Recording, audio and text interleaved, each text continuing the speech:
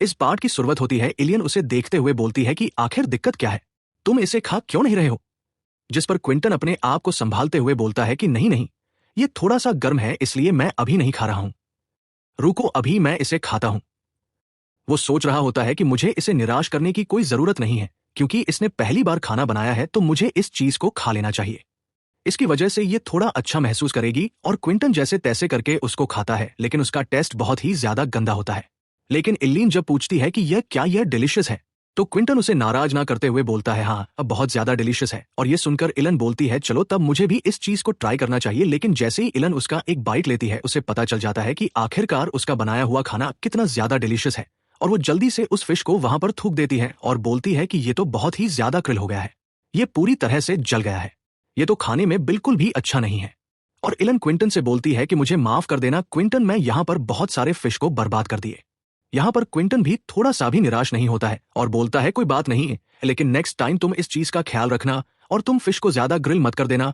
और वो मन में सोच रहा होता है कि ये अभी भी खाने लायक है, मुझे इसे बर्बाद नहीं करना चाहिए। और इलन उस खाने को खाते हुए देखकर अपने खाने को भी जल्दी जल्दी खाने लायक, जिसे देखकर क्विंटन बोलता है कि आखिरकार तुम इस तरह इस फिश को मत खाओ वरना तुम्हें दिक्कत हो सकती है। तुम्हें अपने आप को इतना ज्यादा पुश करने की कोई जरूरत नहीं है। अगर तुम्हें ये चीज पसंद नहीं है तो इस चीज को मत खाओ। और फिर हमें थोड़ी देर बाद का सीन दिखाया जाता है, जहां पर क्विंटन जिस बंबू को लाया हुआ होता है उसे कुछ बना रहा होता है, जिसे देखकर ईडलन पूछती है कि क्विंटन आखिर तुम इसे क्या बना रहे हो? जहां पर क्विंटन बचता है कि मैं फिश ट्रे बना रहा हूं, क्योंकि वो बोतल बहुत ही ज्यादा छोटा है और उसमें बहुत ही कम मछलियां फंसती है।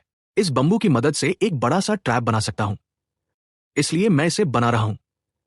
और वह पूछता है कि क्या तुम मेरी हेल्प करना चाहते हो? जहां पर इलेन भी तैयार हो जाती है और क्विंटर बताता है कि ठीक है, तुम इस बंबू को बोतल के शेप का काट लो, तुम्हें थोड़ा केयरफुल रखना होगा, तुम्हें अपने हाथ को मत काट लेना। और हम देखते हैं कि इलन भी ये काम लेकर बहुत ही ज्यादा खुश हो जाती है और वो मजे में काम कर रही होती है। जहां पर क्विंटन उसे देखते हुए मन में सोच रहा होता है कि इलन पहले से बहुत ही ज्यादा बदल चुकी है। भले वह किसी चीज को करने में थोड़ा सोचती थी, लेकिन अब वो बहुत ही मन से बहुत ही अच्छे तरीके से कर रही है। इधर क्विंटन उस बुक की नॉलेज की मदद से उस बंबू को बेहतरीन तरीके से काटते हुए स्टेप बाय स्टेप ट्रैप तैयार कर लेता है। उसके बाद सिस्टम से नोटिफिकेशन आता है, होस्ट ने एक फिश ट्रैप बनाया है और इसके लिए होस्ट को 500 पॉइंट्स मिल रहे हैं। जहां पर क्विंटन बोलता है कि हालांकि मैं फर्स्ट बार बना रहा हूं, इसलिए इतना बेहतरीन भी नहीं बना, लेकिन यह फिर भी अच्छा है, इससे मैं फिश को ट्रैप कर सकता हूं। जिसके बाद हमें दिखाया जाता है कि इलन क्विंटन से पूछ रही होती है क्या ये ठीक है, जिस तरह तुमने बोला था मैंने उसी तरह बनाने का ट्राई किया है। इसे देखकर क्विंटन बोलता है कि हाँ एकदम ठीक है, और हम लोग इसके अंदर होल करके यहाँ पर रस्सी लगा देंगे, इसके वजह से हम लोग यहाँ पर पानी को भी लेकर ट्रेवल कर सकते हैं। ये सुनकर इलेन भी खुश हो जाती है और बोलती है कि आखिरकार कल का क्या प्लानिंग है? जहां पर क्विंटन बोलता है कि कल मैं बंबू फॉरेस्ट में जाऊंगा, क्या तुम मेरे साथ चलोगी और वहां पर बंबू शूट्स को कलेक्ट करोगी? जहां पर इलियन भी बोलती है हाँ मैं भी तुम्हारे साथ जाना चाहता हूं, क्योंकि तुम्हारे जाने के बाद मैं वहां पर अकेली हो जाती है और मेरे पास करने के लिए कुछ नहीं होता है, इसकी वजह से मैं पूरा बोर हो जाती हूं। और इलेन की इस बात को सुनकर क्विंटन भी थोड़ा मन में सोच रहा था कि इलेन पहले थोड़ा सा डरती हुई थी। उसका दिमाग पहले रेस्क्यू टीम की तरफ रहता था, लेकिन अभी उसका दिमाग थोड़ा सा क्लियर हो चुका है और वह थोड़ा सा फ्रीली बात कर पा रही है। पर यह अच्छी बात है, वैसे भी मुझे हेल्पर की जरूरत, और अगर एलियन मेरे साथ बंबू फॉरेस्ट में जाएगी तो मेरी हेल्प भी हो सकती है। और इधर क्विंटन एक कपी सा स्माइल दे रहा होता है, जिसे देखकर इलन वन में सोच रही होती है कि आखिर यह डेविलिश फेस क्यों बना रहा है, लगता है कि मैंने इसके सामने ये बोलकर गलती की है। हमें सुबह का सीन दिखाया जाता है जहां पर इलन और क्विंटन बंबू के फॉरेस्ट में पहुंच जाते हैं और क्विंटन बताता है कि यह बंबू का फॉरेस्ट बहुत ही ज्यादा बड़ा है, इसका अर्थ हमें दिखाई भी नहीं दे रहा है, और जब मैं पहली बार यहां आया था तो मैं बहुत ही ज्यादा शॉक हो गया था। और इलेन उस प्लेस को देखते हुए बोलती है कि यह जगह तो बहुत ही ज्यादा बेहतरीन है, क्यों ना हम लोग अपने कैंप को यहीं पर बनाएं। जहां पर क्विंटन बताता है कि यहां से वाइल्ड एनिमल्स कभी भी निकल सकते हैं, इसलिए हम लोग यहां पर कैंप नहीं बना सकते हैं, अभी हम लोग को फूड पर ज्यादा ध्यान देने की जरूरत है। और वो इलेन को वो नाइफ देते हुए बोलता है जैसा कि हम लोगों ने डिस्कस किया था कि आज रात हम लोग बंबू स्वीट्स को खाएंगे, तो तुम जाके जितना हो सके बंबू स्वीट्स को कलेक्ट कर लो। जहां पर इलेन भी थम्स अप दिखाते हुए बोलती है ठीक है, मैं यहां पर आसपास बंबू सूट को कलेक्ट करने जा रही हूं, तुम यहां से दूर मत जाना, क्योंकि इसके वजह से हम लोग खो भी सकते हैं, और ये बंबू फॉरेस्ट बहुत ही ज्यादा बड़ा है तो हमें डेफिनेटली बंबू शॉट्स को मिल जाएगा, इसलिए तुम्हें फिक्र करने की कोई जरूरत नहीं है। और इधर इलन बोल रहा होता है कि क्या मैं फिक्र कर रहा हूं, और इधर इलियन बंबू सूट को ढूंढ रही होती है और उसे वहां पर बहुत सारा बंबू सूट मिल जाता है। वो यहाँ पर बम्बू सूट को काटते हुए बोलती है कि मुझे बहुत सारे छोटे छोटे बम्बू सूट को कलेक्ट करना चाहिए।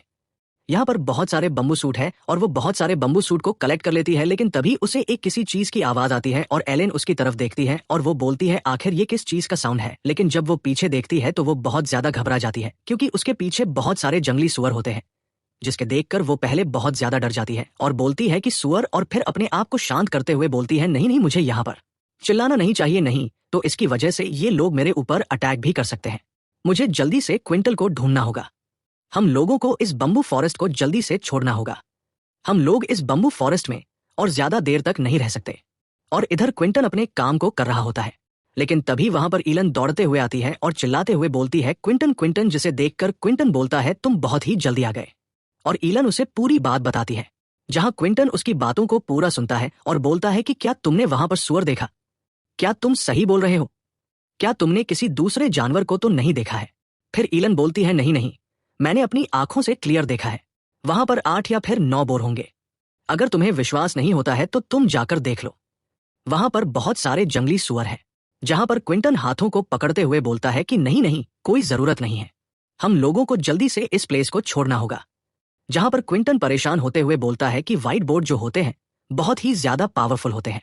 अगर वो इस बम्बू फॉरेस्ट में है तो हम लोगों को इस प्लेस में नहीं होना चाहिए, नहीं तो ये बहुत ही ज्यादा दिक्कत हो सकती है।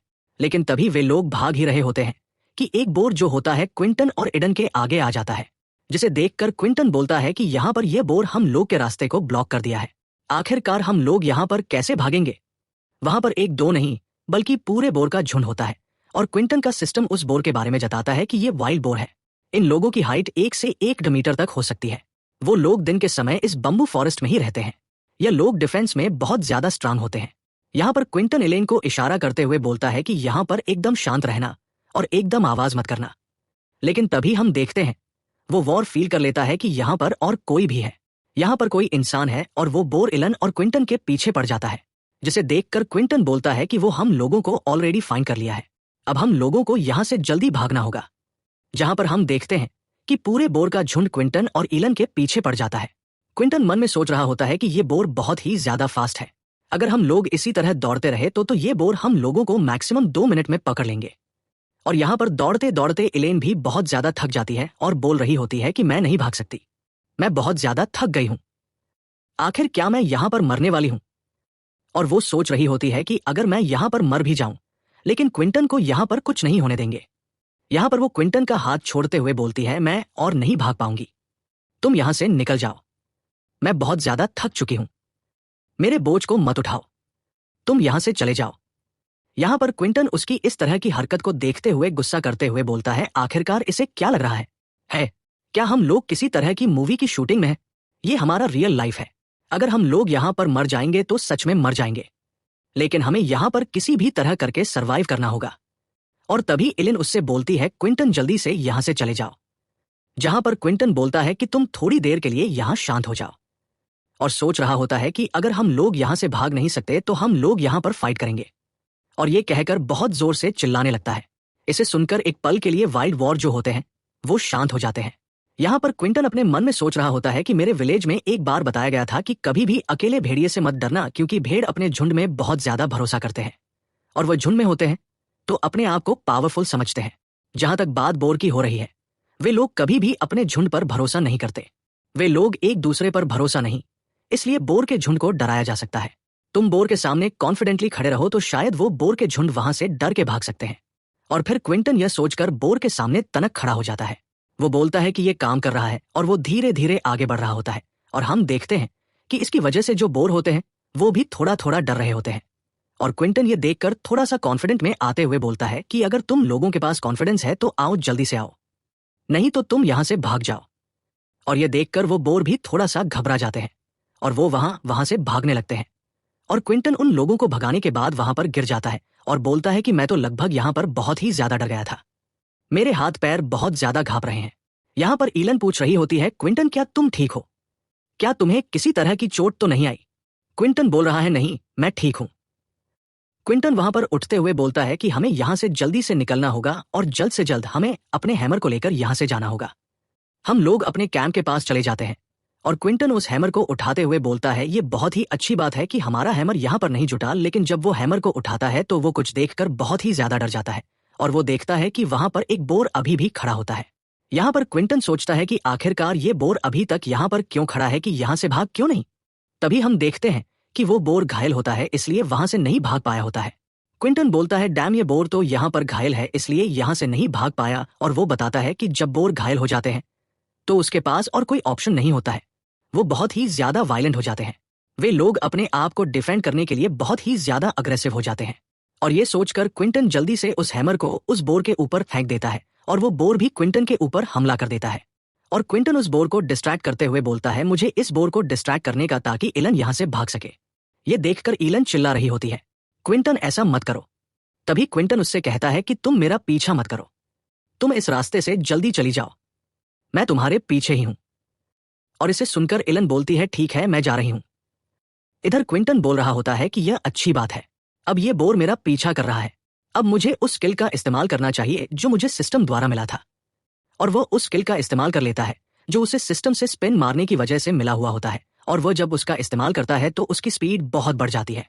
इधर क्विंटन दौड़ते हुए बोलता है कि ये स्किल मेरे एनर्जी को बहुत ही फास्टली कंज्यूम कर रहा है, मैं ज्यादा देर तक इस तरह नहीं दौड़ सकता हूं, वरना मैं यहीं पर मर जाऊंगा। और वो बोलता है कि हालांकि ये स्किल एक दिन के लिए है और एक दिन बाद रिसेट हो जाएगी, लेकिन मैं बस 3 मिनट दौड़ने के बाद यहां पर बहुत ज्यादा थक गया हूं, मैं और ज्यादा नहीं दौड़ सकता हूं। पर यह अच्छी बात है कि मैं उस स्किल की वजह से बोर से बहुत ही ज्यादा दूर आ गया हूं। लेकिन तभी हम देखते हैं कि वो बोर क्विंटन के पीछे ही होता है, जिसे देखकर क्विंटन बहुत ही ज्यादा परेशान हो जाता है। और यह देखकर क्विंटन बोलता है, क्या यहां पर मजाक चल रहा है, मैं यहां पर और नहीं दौड़ सकता, मैं पूरी तरह से थक चुका हूं। यहां पर वो एक पेड़ पर चढ़ते हुए बोलता है, अच्छा हुआ कि मैं अपने आप को कहीं पर हाइड कर लो। और वह पेड़ पर चढ़ते हुए बोलता है, शायद से इस जगह मुझे बोर नहीं ढूंढ पाएगा। और वो बोर वहीं पर खड़ा होता है और क्विंटन उसे देख रहा होता है। वो सोचता है कि आखिरकार ये बोर यहां से जा क्यों नहीं रहा है, कि क्या उसे यहां मेरे होने का एहसास हो चुका है। और सही में वो बोर को ये मालूम चलता है। क्विंटन उस पेड़ पर चढ़ा हुआ होता है और क्विंटन उसे देखते हुए मन में बोलता है कि हालांकि ये बोर मुझे 2 किमी से पीछा कर रहा है और ये बहुत ही ज्यादा घायल है, लेकिन अभी भी यह हद से ज्यादा पावरफुल है और यह मेरा वेट कर रहा है, वो मेरे नीचे उतरने का इंतजार कर रहा है। लकीली मैं इस पेड़ पर चढ़ गया हूं, मैं पहले यहां पर बैठकर अपनी एनर्जी को रिकवर कर लेता हूं, फिर मैं इस बोर के साथ डील करूंगा। लेकिन तभी वो पेड़ हिलने लगता है, जिसे देखकर क्विंटन हैरान होते हुए बोलता है कि आखिरकार अब ये क्या हो रहा है। और हम देखते हैं कि कोवोर क्विंटन के पेड़ को अपने सर से मार रहा होता है, जिसके वजह से पेड़ बहुत ही ज्यादा हिल रहा होता है। जिसे देखकर क्विंटन बोलता है कि अगर ये वो इसी तरह पेड़ को मारता रहा तो आधे घंटे से कम टाइम में ये पेड़ यहां से गिर जाएगा और मैं इतने समय में अपनी एनर्जी को रिकवर नहीं कर सकता हूं, और मैं इतने समय में अपने एनर्जी को रिकवर भी नहीं कर सकता हूं कि मैं इससे बच के भाग सकूं। आखिरकार अब मुझे यहां पर क्या करना चाहिए। और फिर वह देखता है कि थोड़ी देर में वो वहां से चला जाता है, जिसे देखकर क्विंटन बोलता है, क्या यहां पर रुक गया है, शायद से इसका बहुत ही ज्यादा ब्लीडिंग हो गया है, इसलिए अब ये यहां पर इस चीज में इंटरेस्टेड नहीं है। क्विंटन मन में वो बोल रहा था कि ये पिग ऑलमोस्ट 200 किलो का है, अगर मैं किसी तरह इस पिग को मार दूं तो 1 महीने तक खाने की कोई भी चिंता करने की जरूरत नहीं होगी। शायद यह पिकक अपने लिमिट पर पहुंच चुका है, अगर मैं थोड़ा सा ट्राई करूं तो इस पिग को मार सकता हूं। और ये सोचकर वो पेड़ से नीचे उतरता रहता है और बोलता है कि चलो मुझे इस स्टेज को ट्राई करना चाहिए कि इस बोर को मार सकता हूं या नहीं। और फिर क्विंटन उस बोर को अपनी तरफ बुलाते हुए बोलता है कि इधर आओ, इधर आओ। और मन में सोच रहा होता है कि हालांकि ये बोर बहुत ही ज्यादा घायल है, लेकिन इसका डिफेंस अभी भी बहुत ज्यादा मजबूत है, लेकिन मुझे यहां पर बहुत ही ज्यादा केयरफुल रहने की जरूरत है, मुझे किसी भी तरह करके इस बोर को यहां पर मारना होगा। और जैसे ही बोर क्विंटन के ऊपर हमला करता है, क्विंटन साइड में हटते हुए बोलता है कि अब मुझे यहां से हटना चाहिए। और वो बोर जाके सीधा उस ट्री में टकरा जाता है और बोलता है कि ये बहुत ही ज्यादा क्लोज था और वो पेड़ से टकराने की वजह से बहुत ही ज्यादा घायल हो जाता है और वहां पर गिर जाता है। क्विंटन बोलता है कि यह अभी तक मरा नहीं है, मुझे इसका खेल जल्दी से खत्म करना होगा। और क्विंटन मौका देखकर उस बोर के ऊपर जल्दी से चढ़कर उसके सर में अपना चाकू देता है, लेकिन उस बोर में अभी भी थोड़ी जान होती है और क्विंटन को वो पीछे धकेलता है। क्विंटन बोलता है कि आखिरकार एकदम मरने की हालत में है, फिर भी इसकी स्ट्रेंथ इतनी ज्यादा है कि मुझे नहीं लगता कि मैं यहां पर इसे मार सकता हूं। और क्विंटन उसे बोल रहा होता है कि तुम अब फाइट करना बंद कर दो, तुम यहां पर अब मर जाओ, मर जाओ। और वो बहुत सारे हमले कर देता है उस बोर पर और हम फाइनली देखते हैं कि वो बोर वहां पर मर जाता है। सिस्टम पर नोटिफिकेशन आता है कि होस्ट ने सक्सेसफुली एक बोर का शिकार किया है, जिसकी वजह से होस्ट को 2000 पॉइंट्स मिल रहे हैं। इधर क्विंटन वन में सोच रहा होता है कि मैं बहुत ही ज्यादा घबराया हुआ हूं कि ईलन सेफली कैंप पर पहुंची या नहीं। मुझे जल्दी से इस जगह को छोड़ना होगा, नहीं तो ब्लड की स्मेल से और भी ज्यादा जानवर अट्रैक्ट हो जाएंगे। यह चीज मेरे लिए बहुत ज्यादा मुसीबत हो सकती है। और क्विंटन उस बोर के ऊपर कुछ पत्तियां डालते हुए बोलता है कि यह बोर बहुत ही ज्यादा भारी है, इसलिए मैं इसे ऐसे नहीं उठाकर ले जा सकता हूं। मुझे इसे छोटा छोटा पीस करके ले जाना होगा। और अब तक शाम हो चुकी है। अच्छा हो कि मैं इसकी बॉडी को यहीं पर हाइड कर दूं। इस स्मेल की वजह से इसकी बॉडी डिस्कवर हो सकती है, लेकिन मैं यहां पर यह होप कर सकता हूं कि कोई भी इसकी बॉडी को फाइंड ना करे। तभी हमें कैंप का सीन दिखाया था, जहां पर हम देखते हैं कि ईलन अब कुछ राख को जमा करते हुए अपने कपड़े से छोटा सा टुकड़ा निकालकर उसे भरने लगती है, जिसे देखकर कोई आवाज लगाता है, आखिरकार तुम इस राख का क्या करोगी?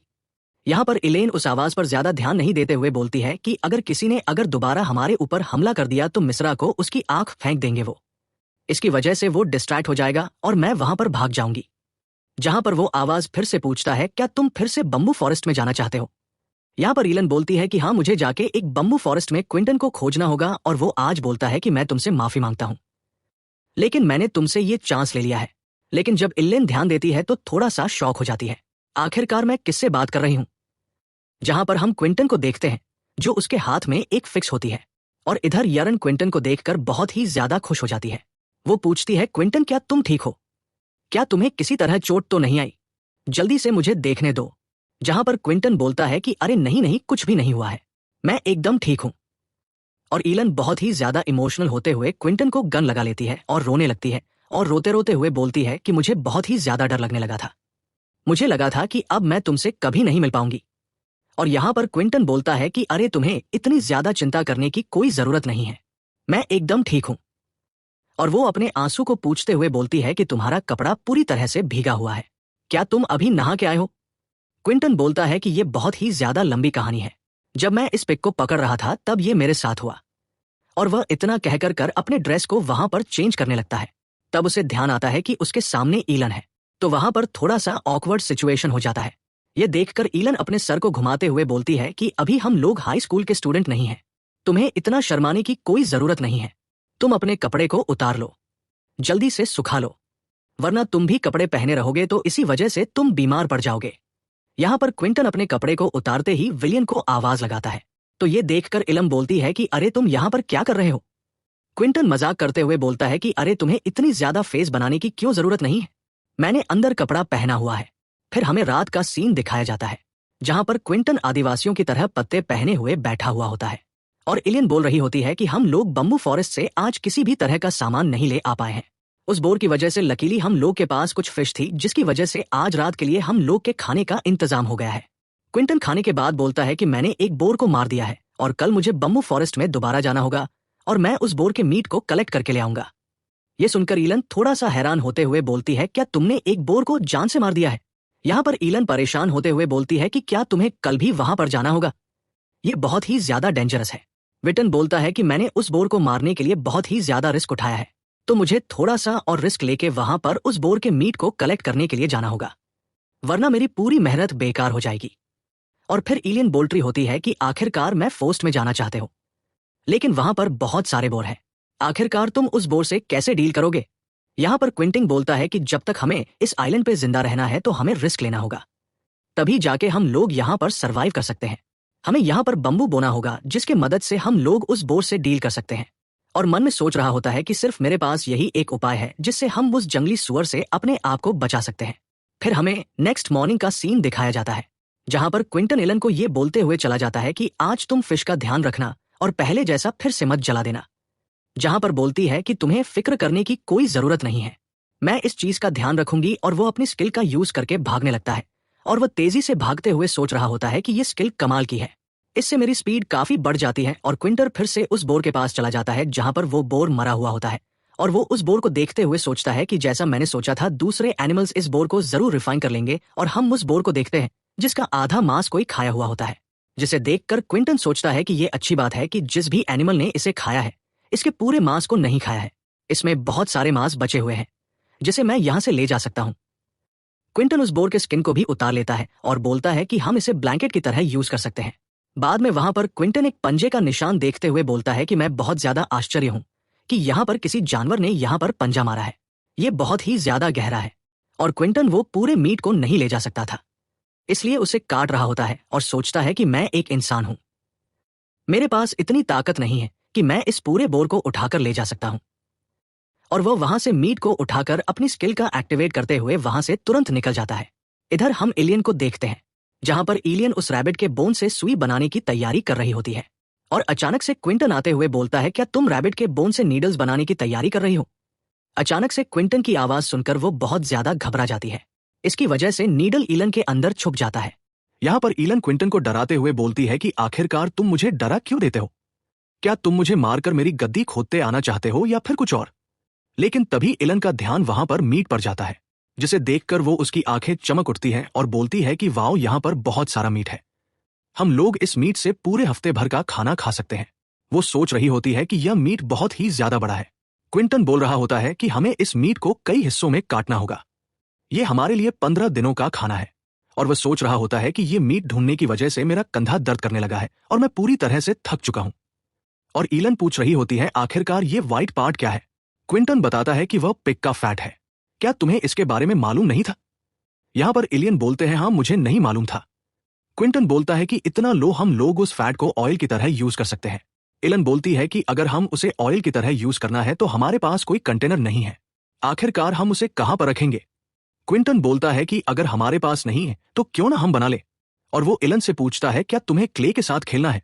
जहां पर हम क्विंटन और एलन को देखते हैं, जहां पर क्विंटन मिट्टी के साथ कुछ बना रहा होता है और वो एलन को बोलता है कि वहां पर खड़ा होकर तुम पहले देखो कि आखिरकार इसे कैसे करते हैं। और वो फिर क्ले बनाने लगता है और वो वहां पर क्ले बनाते हुए बोलता है कि अब देखो इसका बेस कैसे बनाते हैं।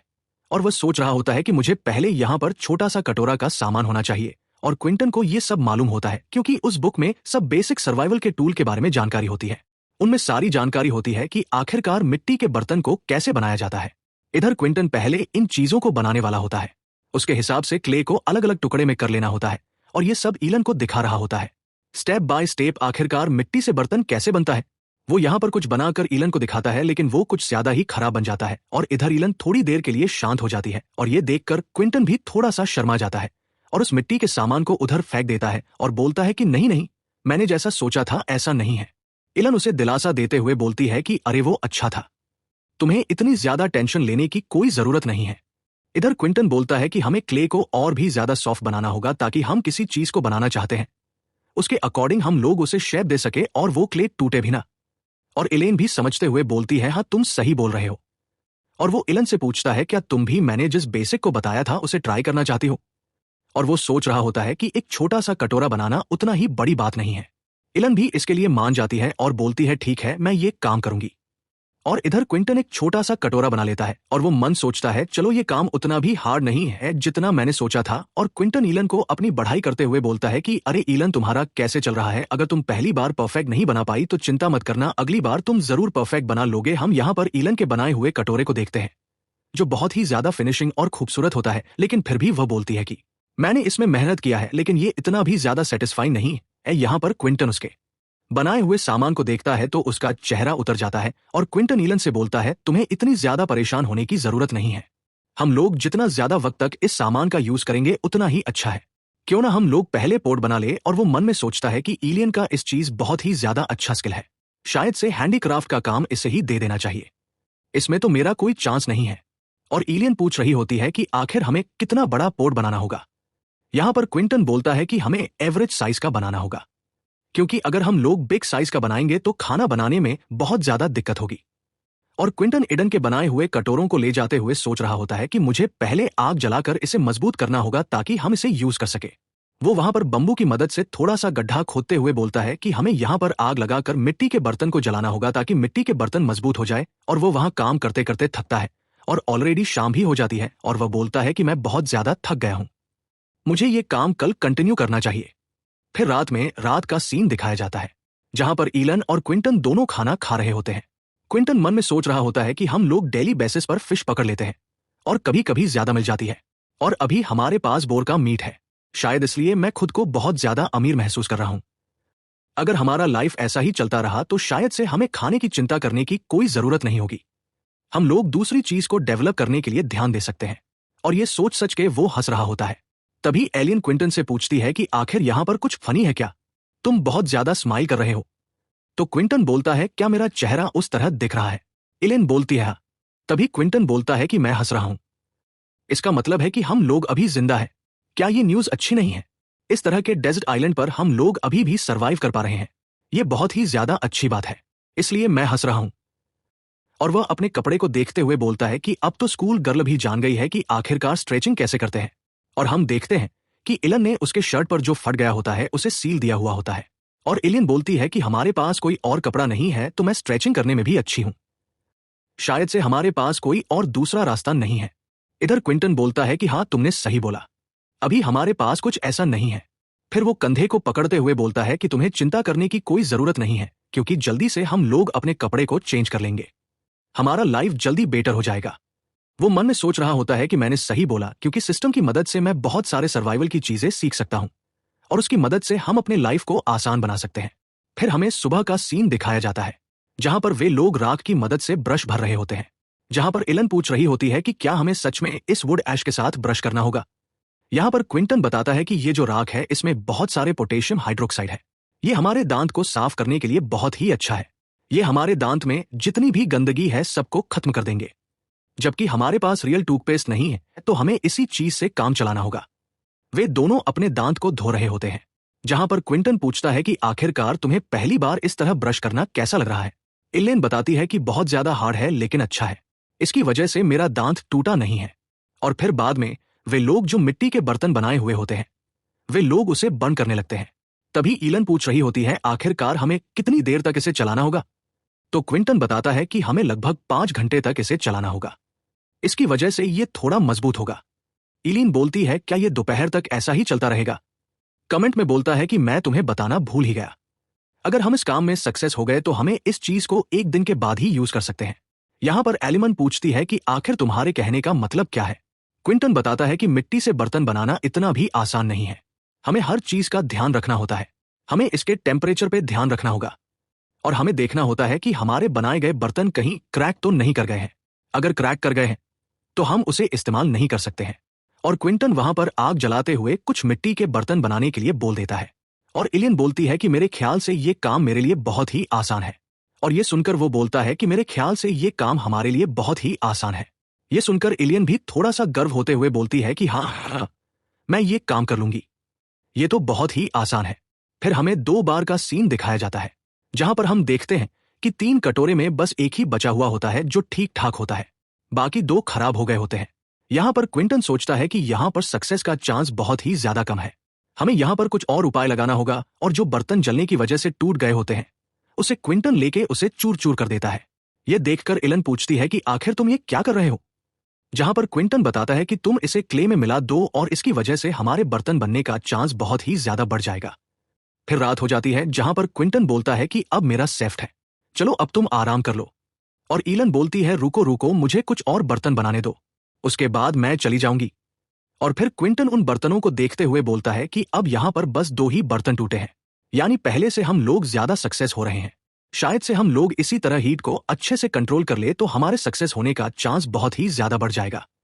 और हमें पीछे दिखाया जाता है, जहां पर क्विंटन के पीछे ईडन बहुत सारे मिट्टी के बर्तन बनाकर रख दिए होते हैं। क्विंटन बोलता है कि मुझे लगता है सुबह होते होते हमारे पास अच्छे खासे बर्तन आ जाएंगे। फिर हमें नेक्स्ट डे का सीन दिखाया जाता है। वटन मन में सोच रहा होता है कि मुझे लगता है जी जल्द ही बारिश आने वाली है, और वो उस बोर के फैट में पानी मिला रहा होता है, जिसे देखकर एलन पूछती है कि आखिर तुम इस फैट में पानी क्यों मिला रहे हो, इसकी वजह से ये बर्बाद हो जाएगा। क्विंटन बताता है कि अगर मैं इसमें पानी मिला दूं, इसकी वजह से हमें ज्यादा ऑयल मिलेगा और इसकी वजह से हमारे ऑयल में ओवर बर्निंग का रिस्क भी कम हो जाएगा। और जहां तक बात रही तेल में पानी मिलाने से खराब होने का, अगर हम बहुत सारे पानी को तेल में डाल देते हैं तो वो खराब होगा। मैं जितना पानी डाल रहा हूं उसके वजह से कुछ नहीं होगा। यहां पर क्विंटन सूप बना रहा होता है। इधर क्विंटन एलन से पूछ रही होती है कि तुम्हें मालूम है अगर हम लोग फैट में एल्कली मिला दें तो इससे क्या होगा। यहां पर क्विंटन बताती है कि इसकी वजह से फैट में जो एसिड होता है वो अलग हो जाएंगे। और इले बोलती है कि ओ मैं समझ गई क्विंटन, हम लोगों ने जो बर्तन बर्बाद किया था उसे एक बार जलाने की वजह से उसके अंदर कार्बोहाइड्रेट मिल जाएगा और ये बहुत ही अच्छा अल्कलाइन है, और क्विंटन उस चीज को फैट मिला देता है और ये देखकर एलन वहां पर हवा देते हुए बोलती है कि ये दोनों के मिलने की वजह से ये वहां पर बहुत ही ज्यादा डेडली स्मोक क्रिएट होगा।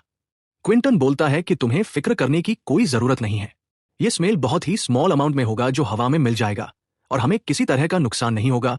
और वो लोग इसी तरह लकड़ी के राख होते हैं, उनमें टूटे हुए मिट्टी के बर्तन की मदद से पानी को क्लियर कर रहे होते हैं। और बहुत देर के बाद मेहनत करने के बाद क्विंटन बोलता है कि फाइनली हम लोगों ने ये बना लिया, ये बहुत ही ज्यादा बेहतरीन है। ये देखकर रिले बोलती है कि इसकी स्मेल तो वाकई अमेजिंग है। क्विंटन बोलता है कि क्या हम इसे यूज कर सकते हैं? क्विंटन बोलता है कि नहीं नहीं, हम अभी इसे यूज नहीं कर सकते हैं, इसे अभी और थोड़ा सा पकाना है। हम देखते हैं कि वह दोनों सोप बना लेते हैं। और विलियन पूछती है कि आखिरकार ये साबुन कब तक बन जाएगा? क्विंटन बताता है कि ये साबुन कल तक बन जाएगा। फिर हमें रात का सीन दिखाया जाता है जहां पर बहुत सारे काले बादल होते हैं, जिसे देखकर क्विंटन बोलता है कि आज का मौसम देख के लगता है कि आज बारिश जरूर होगी। हम लोग बहुत ही ज्यादा लकी है कि हम लोगों ने पहले ही अपने टेंट को अपग्रेड कर लिया था और हम इस बारिश से भी बच सकते हैं, वरना हमें बहुत ज्यादा दिक्कत आ जाती। और वो सिस्टम को देखते हुए बोलता है कि साबुन बनाने के बाद मेरे पास टोटली 6000 पॉइंट्स है। वो अपने सिस्टम शॉक को देख रहा होता है और बोलता है कि मैं यहां पर 5000 का कोई भी सामान खरीद लूं तो मेरे पास 1000 बच जाएगा, जिसके वजह से मैं लकी स्पिन ड्रॉ कर सकता हूं। तभी यहां पर इलियालिन आते हुए बोलती है कि आखिर तुम यहां पर क्या सोच रहे हो क्विंटन? तो क्विंटन बोलता है कि तुम इतनी ज्यादा लेट क्यों कर दी है, तुम्हें किसी सांप ने परेशान तो नहीं किया है? ये सुनकर इलन थोड़ा सा शर्माते हुए बोलती है कि अरे तुम भी इस तरह की बातें मत करो। क्विंटन पूछता है कि आखिर हमने जो साबुन बनाया था वो कैसा था? इलन बोलती है कि वो उतना भी बुरा नहीं था, लेकिन वो मेरे बाल के लिए थोड़ा सा ड्राई था। कुछ भी हो, हम लोग बहुत ज्यादा लकी है कि इस डेजर्ट आइलैंड पर इस साबुन का यूज कर पा रहे हैं। जहां पर क्विंटन एक कंघी देते हुए बोलता है कि ये तुम्हारे लिए है। ये देखकर इलेन बोलती है क्या तुमने इसे मेरे लिए बनाया है? क्विंटन बोलता है कि हाँ, इसमें कोई बड़ी बात नहीं है, मैं होप करता हूं कि तुम्हें पसंद आएगा। और क्विंटन बोलता है कि मैं ऐसा करता हूं, हमारे पास जो एक्स्ट्रा मीट और फैट बचा हुआ है तुम उसकी टेक केयर कर लोगे, और तुम ध्यान रखना क्योंकि उस मीट का स्मेल थोड़ा सा हार्ड हो सकता है। यह सुनकर इलन थोड़ा सा मुंह बनाते हुए बोलती है ठीक है, मैं समझ गई। और फिर हम क्विंटन को देखते हैं जहां वो बंबू बोने की तैयारी कर रहा होता है, मतलब धनुष बनाने की तैयारी कर रहा होता है। बंबू की लकड़ी को आग की मदद से सुखा रहा होता है ताकि उसकी मदद से वहां पर तीर बना सके, और वह बोने के लिए कुछ हार्ड बंबू काट रहा होता है ताकि बेहतरीन तरीके से बो और एरो का यूज कर सके। वो बोलता है कि अगर मैं एरो को हार्ड बनाऊंगा तो इसकी वजह से मैं आसानी के साथ शिकार कर सकता हूं, अगर एरो सॉफ्ट रहा तो इसकी वजह से शिकार अच्छे से नहीं होगा। और उन बंबू को शेप में ले आता है और उस बो को लकड़ी से अटकाने के बाद वैसा ही छोड़ देता है और बोलता है कि मुझे कल तक के लिए इसे ऐसा ही छोड़ देना चाहिए, शायद से ये शेप में आ जाए। लेकिन तभी वहां पर बिजली कड़कने लगती है, जिसे देखकर इलम बोलती है कि यहां पर तो बहुत बिजली कड़क रही है। जहां पर क्विंटन बोलता है जल्दी से जल्दी जितने भी बर्तन हैं और जितने भी मीट है सब अंदर रख दो, जल्दी से टेंट के अंदर चलो। जहां पर वे लोग जल्दी जल्दी सामान को अंदर कर लेते हैं और टेंट के अंदर चले जाते हैं। तभी वे लोग बोलते हैं फाइनली हम लोगों ने यह काम कर लिया, और वह दोनों टेंट के अंदर खाना खा रहे होते हैं। जहां पर इलेन पूछती है आखिर ये बारिश कितनी देर तक चलने वाली है? क्विंटन बताता है कि शायद से इस बार की बारिश ज्यादा लंबे समय तक रहेगी, शायद कल सुबह तक हो सकती है। तभी एलन उसे कहती है तुम अपने ही दिमाग से यहां पर साबुन बना लिए, शायद से तुम स्कूल के समय बहुत ज्यादा इंटेलिजेंट हो गए। वो बोलता है ऐसी कोई बात नहीं है, हालांकि मैं थोड़ा सा तो तेज था लेकिन वो उतनी भी कोई खास बात नहीं है, मैंने ये सब बुक से पढ़ा था इसलिए मैं जानता हूं। यहां पर एलियन बोलती है कि हम किसी भी पर्सन को उसके मार्क्स के अकॉर्डिंग जज नहीं कर सकते हैं, शायद से उसके अंदर कुछ एक्स्ट्रा ऑर्डिनरी टैलेंट भी हो सकता है। क्विंटन बोलता है कि मुझे लगता है कि तुम्हारे पेरेंट्स ने भी तुम्हें पालने के लिए बहुत सारे रिवॉर्ड दिए हैं। जहां पर एलियन बोलती है हाँ, पेरेंट्स ऐसे ही होते हैं, और इसके बाद वे दोनों आराम करने लगते हैं। लेकिन तभी क्विंटन को किसी चीज का एहसास होता है। वो बोलता है कि आखिर ये आवाज कैसी है? वो थोड़ा हैरान होते हुए बोलता है ये साउंड तो, और फिर वो जल्दी से इलेन को उठाते हुए बोलता है इलन जल्दी से उठ जाओ। यहां पर इलन तो खाने के ही सपने देख रही होती है और फिर वो अचानक से उठते हुए बोलती है क्विंटन तुम यहां पर क्या कर रहे हो मेरे साथ? क्विंटन पूछता है कि ज्यादा सवाल जवाब मत करो, जल्दी यहां से निकलो और किसी पेड़ के पास चलो। क्विंटन इलन के हाथों को पकड़कर जल्दी से पेड़ के पास चला जाता है। यहां पर इलन पूछती है कि आखिर क्या बात है? यहां पर क्विंटन बोलता है मैं श्योर तो नहीं हूं, लेकिन मुझे ऐसा फील हो रहा है कि यहां पर बहुत ज्यादा डेंजर है। और वो इलन को पेड़ पर चढ़ाते हुए बोलता है जल्दी से जल्दी पेड़ के ऊपर चढ़ जाओ। और हम देखते हैं कि जंगल के अंदर से बहुत सारे हिरन और खरगोश निकल रहे होते हैं, कि कुछ जंगली जानवर जंगल से बाहर आ रहे हैं। यहां पर वे लोग बस आ ही रहे होते हैं। हमें दिखाया जाता है कि जंगल के अंदर से हिरन और खरगोश नहीं, बल्कि बहुत सारे वाइल्ड बोर का झुंड भी आ रहा होता है। जिसे देखकर एलन भी थोड़ा सा घबरा जाती है और वो कुछ बोलती, पर उसके पहले ही क्विंटन उसका मुंह पकड़ लेता है और उसे शांत कर लेता है। क्विंटन मन में सोच रहा होता है कि मैंने जिस चीज का एहसास किया था ये जरूर वाइल्ड बोर का ग्रुप होगा। मेरा शक सही निकला और हम देखते हैं कि उनमें से 2 बोर जान नहीं रहे होते हैं, जिसे देखकर एलेन पूछ रही होती है, क्विंटन आखिर ये 2 बोर यहां से जा क्यों नहीं रहे हैं? तभी हमें दिखाया जाता है कि वो दोनों बोर असल में बहुत ज्यादा घायल होते हैं। क्विंटन बोलता है, तुम्हें यहां पर घबराने की कोई जरूरत नहीं है, वे लोग यहां पर नहीं आ सकते हैं। हम लोग पहले ही ऊंचाई पर हैं और वे लोग उसे महसूस नहीं कर सकते हैं। वो मन में सोच रहा होता है कि अच्छा है, बहुत सारे जानवरों के दौड़ने की वजह से ये बोर हमें फील नहीं कर पा रहे हैं। अभी के लिए वो दोनों बोर वहीं पर गिर जाते हैं, जिसे देखकर इलम पूछती है कि क्विंटन, क्या वो दोनों बोर मर चुके हैं? जिसे सुनकर क्विंटन बोलता है कि मुझे नहीं मालूम, शायद से वो बोर अभी सांस ले रहे हैं। और वो सोच रहा होता है कि मैं किसी तरह का रिस्क नहीं ले सकता हूं, क्योंकि पिछली बार जिस बोर को मैंने मारा था वो भी अपनी मौत का झूठा नाटक कर रहा था, और जब मैं उतर के उसके ऊपर हमला करने गया तो ये मेरे लिए बहुत ही रिस्की हो गया था। मैं बस मरते मरते बचा था। इस बार मैं रिस्क नहीं ले सकता हूं। और वो ईलन को पकड़ता है तो उसे एहसास होता है कि ईलन का शरीर धीरे धीरे ठंडा हो रहा है। वो कहता है, अगर बारिश की वजह से ईलन का शरीर इसी तरह ठंडा होते रहा तो उसे सर्दी भी लग सकती है और इसे जान का भी खतरा हो सकता है। हालांकि यह बोर कब तक जाएंगे मुझे मालूम नहीं है, लेकिन मैं यहां बैठकर इस तरह तमाशा नहीं देख सकता। मुझे यहां पर कुछ करना होगा, नहीं तो ये हमारे लिए बहुत ही दिक्कत की बात हो जाएगी। और क्विंटन एलन से बोलता है कि मैं अपने जूते को फेंक कर इन बोर को डिस्ट्रैक्ट कर रहा हूं, तब तक तुम यहां से मौका मिले तो भाग जाना। क्विंटन अपने जूते को निकालकर वहां पर फेंक देता है और बोलता है कि प्लीज प्लीज ये काम कर जाए, वरना हम लोग दिक्कत में पड़ जाएंगे।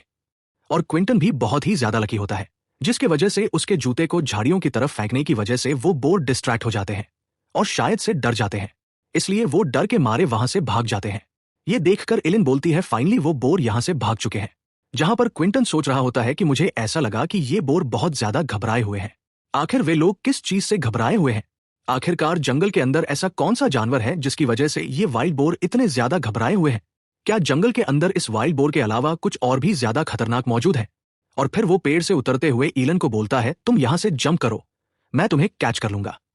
और ये सुनकर एलियन भी मान जाती है और वहां पर कूदने के लिए तैयार होती है, लेकिन एलियन का पैर फिस जाता है और वो सीधा क्विंटन के ऊपर गिर जाती है, जिसकी वजह से क्विंटन का भी मुंह दब जाता है। लेकिन वो पूछ लेती है, क्विंटन, क्या तुम्हें किसी तरह की चोट तो नहीं आई? लेकिन क्विंटन का मुंह दबा हुआ होता है, इसीलिए वो कुछ बोलने भी नहीं पाता है। और सिस्टम की आवाज आती है कि मिशन कंप्लीट हो चुका है, इसलिए होस्ट को 3000 पॉइंट्स मिल रहे हैं। ये सुनकर क्विंटन भी हैरान होते हुए बोलता है, क्या 3000 पॉइंट्स? और वह ये चीज थोड़ा जोर से बोल देता है, जिसे सुनकर इलम बोलती है कि आखिरकार तुम्हें क्या हुआ? तुम यहां पर 3000 क्यों बोल रहे हो? क्विंटन बात को चेंज करते हुए बोलता है, नहीं नहीं, तुम्हें शायद से गलत सुन लिया है, या मैं यहां पर कुछ नहीं बोल रहा हूं। इलम बोलती है कि लकली हम लोगों ने पहले ही यहां पर टेंट को गिरा दिया था, वरना उन वाइल्ड बोर के वजह से हमारा काफी सारा सामान तहस नहस हो जाता। क्विंटन बोलता है कि जो भी हो, हमारे पास काफी वक्त है, हम लोग इस चीज को दोबारा बना सकते हैं, इसलिए हमें यहां पर टेंशन लेने की कोई जरूरत नहीं है। और इधर एलेन उन खरगोशों के पास जाते हुए बोलती है कि तुम लोग अभी तक यहां पर हो, मुझे ये देखकर बहुत ज्यादा खुशी महसूस हो रही है। अगर तुम लोग यहां से चले जाते तो हम लोगों को सोचना पड़ता आखिरकार हमें क्या खाना है। जहां पर क्विंटन उसे देखते हुए बोलता है कि आखिरकार तुम इतनी ज्यादा खुशी खुशी ये बात उन खरगोशों से कैसे बोल सकती हो? और हम देखते हैं कि ईलन क्विंटन के हाथ में उस साबुन को देखते हुए बोलती है कि हम लोगों ने अभी तक इस साबुन को अच्छे से यूज भी नहीं किया है और ये बारिश की वजह से पूरा वेस्ट हो गया है। क्विंटन बताता है कि हम लोग इस चीज को रिसाइकल नहीं कर सकते हैं क्योंकि ये पूरी तरह से खत्म हो चुका है। और फिर क्विंटन लकड़ियों को पकड़ते हुए बोल रहा होता है कि हम लोगों ने जितनी भी लकड़ियों को जमा किया है वे सभी भीग चुके हैं, शायद से ये सनलाइट की वजह से ये सूख जाए। और फिर क्विंटन रिवर के पास जाते हुए सोचता है कि शायद से बारिश की वजह से रिवर का वाटर भी थोड़ा ऊपर आ चुका है। हम लोगों ने अच्छा किया कि हम लोगों ने रिवर के साइड कैंप नहीं लगाया, नहीं तो हमें बहुत ज्यादा दिक्कत हो जाती। और फिर क्विंटन अपने फिश ट्रैप को जाकर देखता है और उसका फिश ट्रैप जो होता है वो पानी के अंदर अभी भी ठीक ठाक होता है। और क्विंटन उसे देखते हुए सोचता है कि यह अच्छी बात है, हम लोग इस फिश ट्रैप का अभी भी यूज कर सकते हैं और इसकी मदद से हम लोग मछली पकड़ सकते हैं, वरना हमारे लिए बहुत ज्यादा दिक्कत हो जाती। और फिर वह अपने कपड़े को चेंज करते हुए कुछ पत्ते पहन लेता है और बोलता है कि मुझे अपने कपड़े को धो लेना चाहिए क्योंकि मैं कल पूरी तरह से भीग गया था। और फिर वह अपने पत्ते को कुछ रस्सियों के मदद से बांध लेता है ताकि वह नीचे ना गिर जाए। फिर हमें शाम का सीन दिखाया जाता है जहां पर ईलन उस बोर के खाल को पहने हुए होती है और वह कहती है कि कहीं ऐसा ना हो कि आज रात भी वो वाइल्ड बोर का झुंड वापस ना आ जाए। फिर जहां पर क्विंटन बताता है कि तुम्हें घबराने की कोई जरूरत नहीं है, ऐसा नहीं होगा, शायद कल पानी की वजह से थोड़ा सा अफरा तफरी मच गया था, जिसकी वजह से वाइल्ड बोर डर के बाहर निकल गए होंगे। लेकिन ऐसा बार बार नहीं होगा। यहां पर ईलन सोचते हुए बोलती है, ठीक है, मुझे मिडनाइट में उठा देना। क्विंटन उसे देखते हुए सोच रहा होता है कि शायद से ईलन कल के हादसे की वजह से खुद को सेफ फील नहीं कर पा रही है। उसका यह सोचना है कि ये बोर कभी भी उसके ऊपर हमला कर सकते हैं और हम लोग चारों तरफ से किसी ना किसी जंगली जानवर से घिरे हुए हैं। यह सोचना बहुत ही ज्यादा डरावना है। इस सोच की वजह से हमारी हालत खराब हो रही है। मैंने सोचा था मैं कुछ मिट्टी के बर्तन बना लूंगा और थोड़ा बहुत टूल बना लूंगा, जिसकी वजह से हम यहां पर आसानी से रह सकते हैं। लेकिन मेरा यह सोचना एकदम गलत था। मुझे यहां पर पहले हथियार बनाना होगा जिसे हम यूज कर सकते हैं। मुझे इस सिचुएशन में पहले बो बनाना चाहिए ताकि जल्दी से जल्दी मैं उसे यूज कर सकूं, क्योंकि इस तरह की सिचुएशन दोबारा भी हो सकती है। यहां पर क्विंटन उन 2 लकड़ियों को जोड़ लेता है और फिर वो खरगोश की स्किन को वहां पर अच्छे से जोड़ते हुए बोलता है कि इसकी वजह से इसकी स्ट्रेंथ बहुत ज्यादा बढ़ गई है और इसमें फ्रिक्शन भी अच्छा खासा हो जाएगा। और फिर वो बो बनाने लगता है और वो सोच रहा होता है कि बो बनाने के लिए फ्लेक्सिबिलिटी बहुत ज्यादा जरूरी है। मुझे इसे फ्लेक्सिबल बनाना होगा ताकि एरो शूट करते वक्त एरो सही निशाने पर लगे और लॉन्ग रेंज अटैक भी मैं कर सकूं। और वो फाइनली बो को बना लेता है और बोलता है कि चलो अब मुझे कुछ एरो को भी बना लेना चाहिए जिसे मैं इस बो में यूज कर सकूं। वो सोचता है कि अगर यहां पर हमारे पास अच्छे क्वालिटी की लकड़ी होती तो इसकी वजह से मैं बेहतरीन एरो बना सकता था। लेकिन खैर छोड़ो, हमारे पास उतना बेहतरीन क्वालिटी का कोई सामान नहीं है, जस्ट नॉर्मल सामान है, उसी से हमें बनाना होगा। क्विंटन कुछ लकड़ियों को वहां पर शेप में काट कर हीट करने लगता है ताकि वह लकड़ियां वहां पर सूख जाएं और थोड़ा मजबूत हो जाएं। क्विंटन बताता है कि मैं यहां पर 2 तरीकों के एरो बना सकता हूं। पहला, जिसमें मैं लकड़ी के ही पॉइंट्स को थोड़ा शार्प कर दूं, जिसकी वजह से वो एकदम जाकर टारगेट को हिट करे और थोड़ा सा घायल कर सके। और सेकंड ऑप्शन है कि मैं इसके ऊपर स्टोन लगा सकूं। एक नुकीला और बेहतरीन स्टोन की वजह से एक बेहतरीन एरो बन सकता है। और वो इतनी सारी मेहनत करने के बाद फाइनली एक बो और एरो बना लेता है और फिर वह एक गहरी सांस लेता है। फिर सिस्टम से आवाज आती है कि होस्ट ने अपनी मदद से एक बो और एरो को बनाया है, इसलिए होस्ट को 2000 पॉइंट्स मिल रहे हैं। ये चीज देखकर क्विंटन भी थोड़ा सा खुश हो जाता है और बोलता है, फाइनली अब मेरे पास पूरे 11000 पॉइंट्स हैं। अब मैं यहां पर कुछ स्किल्स को खरीद सकता हूं। और ये खुश होकर सिस्टम के स्टोर को तुरंत ओपन कर लेता है। वो बोलता है कि चलो अभी के लिए मैं यहां पर 2 स्किल को चूज कर लेता हूं। वो बोलता है कि मुझे यहां पर सुपर स्पीड स्किल को ले लेना चाहिए क्योंकि पिछली बार इसकी वजह से मेरी जान बची थी। हाँ गाइस, मैं बता दूं, वो जो पिछली स्किल्स मिली थी वो सिर्फ 24 घंटे के लिए थी। मेरे से गलती हो गई थी। अब उसे परमानेंट खरीद रहा है और ये दूसरी स्किल ऐसी लेनी चाहिए जिससे मेरा स्टेमिना भी बढ़ जाए, क्योंकि अगर ये स्किल रहेगा तो इसकी वजह से मैं सुपर स्पीड को थोड़ी ज्यादा देर तक इस्तेमाल कर सकता हूं। और अगर मेरा उन सुअरों के साथ फिर से एनकाउंटर हुआ तो मैं वहां पर किसी तरह का रिस्क नहीं ले सकता हूं। मैं ये स्किल का यूज करके भाग सकता हूं, क्योंकि उन वाइल्ड एनिमल्स की नाक बहुत ज्यादा तेज होती है। वे लोग हमें स्मेल कर सकते हैं, इसलिए अगर मैं वहां से स्पीड से भाग जाऊं तो इसकी वजह से मैं यहां पर बच सकता हूं।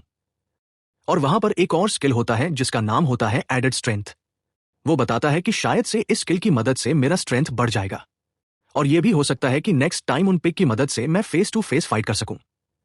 पर मैं वहां पर बस एक ही पिग के साथ फाइट कर सकता हूं।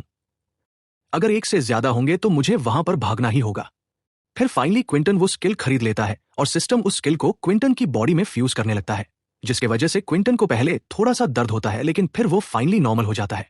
वो बताता है कि यह तो वाकई बहुत ही ज्यादा कमाल का है। मुझे अपने अंदर बहुत एनर्जी महसूस हो रही है।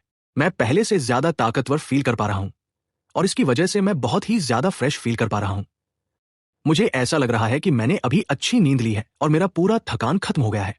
फिर हमें नेक्स्ट डे का सीन दिखाया जाता है जहां पर क्विंटन बोलता है कि हमें यहां पर जल्दी से जल्दी सफाई करनी होगी। उन जानवरों के झुंड के हमला करने की वजह से हमारी जितनी भी चीजें थी वो सभी डिस्ट्रॉय हो गई हैं। ईलन और क्विंटन कुछ ही समय में उस जगह को साफ सुथरा कर देते हैं। हालांकि अटैक करने के बाद बहुत सारे मिट्टी के बर्तन जो ईलन और क्विंटन द्वारा बनाए गए थे वे सभी बर्बाद हो चुके हैं। वे लोग फिर से मिट्टी के बर्तन बनाने लगते हैं, जिससे उन लोगों का एक्सपीरियंस भी बढ़ जाता है और वे लोग बहुत ही बेहतरीन मिट्टी के बर्तन बनाते हैं। और उन्होंने लगातार 2 दिन मेहनत करके बेसिक टूल भी बना लिया होता है। तीसरे दिन क्विंटन फाइनली अपने बो और एरो को बना लिया होता है और उसे प्रैक्टिस कर रहा होता है। हालांकि क्विंटन ने कभी बो नहीं बनाया, लेकिन वो सिस्टम की मदद से बहुत ही बेहतरीन बो बना लेता है और उसकी प्रैक्टिस भी कर रहा होता है। इधर हम क्विंटन को देखते हैं जो बो और एरो की प्रैक्टिस कर रहा होता है, लेकिन बार बार अपने एम को मिस कर रहा होता है। लेकिन प्रैक्टिस की वजह से उसका स्किल धीरे धीरे इंप्रूव हो रहा होता है। वो अच्छे से निशाना लगाना सीख रहा होता है। तभी यहाँ नेक्स्ट डे का सीन दिखाया जाता है जहां पर क्विंटन जंगल के अंदर जा रहा होता है और जंगल के अंदर बहुत ही ज्यादा कीचड़ होता है। क्विंटन अपने मन में सोच रहा होता है कि हालांकि 3 दिन पहले बारिश आई थी, लेकिन ये जंगल पूरी तरह से लकड़ी और पत्तियों से घिरा हुआ है, इसलिए अभी तक जमीन पर अच्छे से सनलाइट भी नहीं पहुंची है। जमीन अच्छे से सूखी भी नहीं है, हर जगह कीचड़ फैला हुआ है और हमें दिखाया जाता है कि पेड़ की पत्तियों में भी पानी जमा हुआ होता है और उसमें मेंढक के बच्चे होते हैं, जिसे देखकर क्विंटन अपने मन में सोच रहा होता है कि इन बच्चों के जल्दी से पैर निकल आएंगे और जल्दी से ये लोग फ्रॉग बन जाएंगे। वो सोच रहा होता है, वाकई ये दुनिया बहुत ही बड़ी है, हमें बहुत सी चीजें डिस्कवर करना अभी बाकी है। मैंने अपनी जिंदगी में पहली बार किसी मेंढक के बच्चे को इस तरह किसी ट्री में पैदा होते हुए देखा है। और वो बम्बू फॉरेस्ट में पहुंच जाता है और वो बम्बू शूट को काटते हुए सोच रहा होता है कि पिछली बार यहीं पर हम लोगों पर उस बोर ने हमला किया था, लेकिन मैं उम्मीद करता हूं कि इस बार किसी तरह का हादसा न हो। और वह बोलता है कि अच्छी बात यह है कि मिट्टी गीली है, इसकी वजह से मैं बम्बू शूट्स को अच्छे से निकाल पा रहा हूं। तभी क्विंटन को कुछ आवाज आती है, जिसे सुनकर क्विंटन मन में सोच रहा होता है कि अरे ये आवाज कैसी है, चलो मुझे जाकर देखना चाहिए। और वो उस तरफ चला जाता है और वो देखकर थोड़ा सा हैरान होता है और बोलता है, जैसा मैंने सोचा था, यहां पर माउंटेन चिकन है, वाकई ये लोग बहुत ज्यादा खूबसूरत और कलरफुल हैं। चलो अब मुझे अपनी स्किल की प्रैक्टिस करनी चाहिए। और क्विंटन अपने बो और एरो को निकालकर वहां पर चिकन को मारने की ट्राई कर रहा होता है। हालांकि चिकन इधर उधर मूव कर रहे होते हैं, जिसकी वजह से क्विंटन का निशाना बार बार मिस हो जा रहा होता है। वो सोचता है कि मेरा निशाना बहुत ज्यादा खराब है, मैं अच्छे से निशाना भी नहीं लगा पा रहा हूं। और वो बोलता है, चलो एक बार और ट्राई करके देखा जाए। हालांकि मैंने एक बार मिस कर दिया, लेकिन बार बार ऐसा होना जरूरी नहीं है।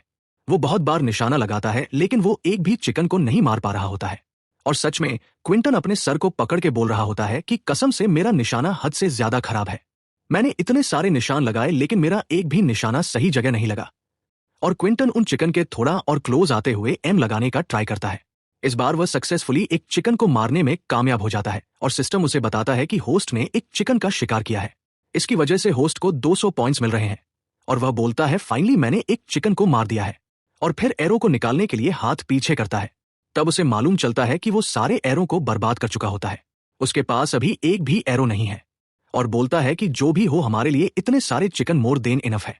वो सब चिकन बहुत धीरे धीरे चल रहे होते हैं। क्विंटन बोलता है, तुम चिकन बहुत ही ज्यादा स्लो रिएक्ट कर रहे हो। फिर हमें कैंप का सीन दिखाया जाता है और क्विंटन बोल रहा होता है, क्या मैं इस चीज को ओपन कर सकता हूं? और इन्हें बोल रही होती है, इसकी स्मेल तो बहुत ही अच्छी है। और जैसे ही इन सूप को पीती है, वो बहुत ही ज्यादा अमेज हो जाती है और बोलते ही, वाकई ये चिकन सूप बहुत ही ज्यादा टेस्टी है। मुझे विश्वास ही नहीं हो रहा है कि ये चिकन का फ्लेवर बहुत ही ज्यादा जूसी है, इसमें बम्बू का भी फ्लेवर आ रहा है। टेस्ट ऐसा है कि ये मुंह में फ्लेवर डांस कर रहे हैं। और क्विंटन भी सोच रहा होता है, हाँ जाहिर सी बात है, क्योंकि माउंटेन चिकन के पास फैट बहुत ज्यादा कम होता है, इसकी वजह से इन लोगों के पास मीट ज्यादा होता है। बिना फैट के चिकन खाने में अच्छा लगता है। क्विंटन बोलता है कि यह बहुत ज्यादा बेटर हो सकता है अगर हमारे पास नमक होता। यह सुनकर ईलन चमकते हुए आंखों से पूछती है कि क्या हम लोगों ने इसके अंदर साल्ट नहीं डाला था? यहां पर क्विंटन बताता है कि नहीं, बल्कि साल्ट की तरह कोई सामान है। वो सोच रहा होता है कि ये बस उसकी तरह टेस्ट खाकर इतनी ज्यादा एक्साइटेड हो गई।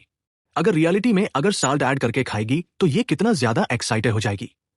और फिर ईल निराश होते हुए बोलती है, मैं तो भूल ही गई, हम लोग अभी डेजर्ट आइलैंड पर फंसे हुए हैं। यहां पर हम लोग के पास साल्ट नहीं है, लेकिन साल्ट हमारे लिए बहुत ज्यादा जरूरी है। ये हमारे फूड को फ्लेवर देता है और इसकी वजह से हम और भी ज्यादा टेस्टी खाना बना सकते हैं। और साल्ट हमारी बॉडी के लिए बहुत ज्यादा एक्सट्रीमली जरूरी मटेरियल है। क्विंटन भी इस तरह के बिहेवियर को देखकर इलन को बोलता है कि आखिरकार ये अपने आप को स्टूडेंट कैसे बोल सकती है? ये समुद्र के पानी से साल्ट भी बनाना ही जानती है। और फिर क्विंटन इलन से बोलता है कि तुम्हें इतनी ज्यादा घबराने की कोई जरूरत नहीं है, हम लोग कल बीच पर जाएंगे और साल्ट बनाएंगे।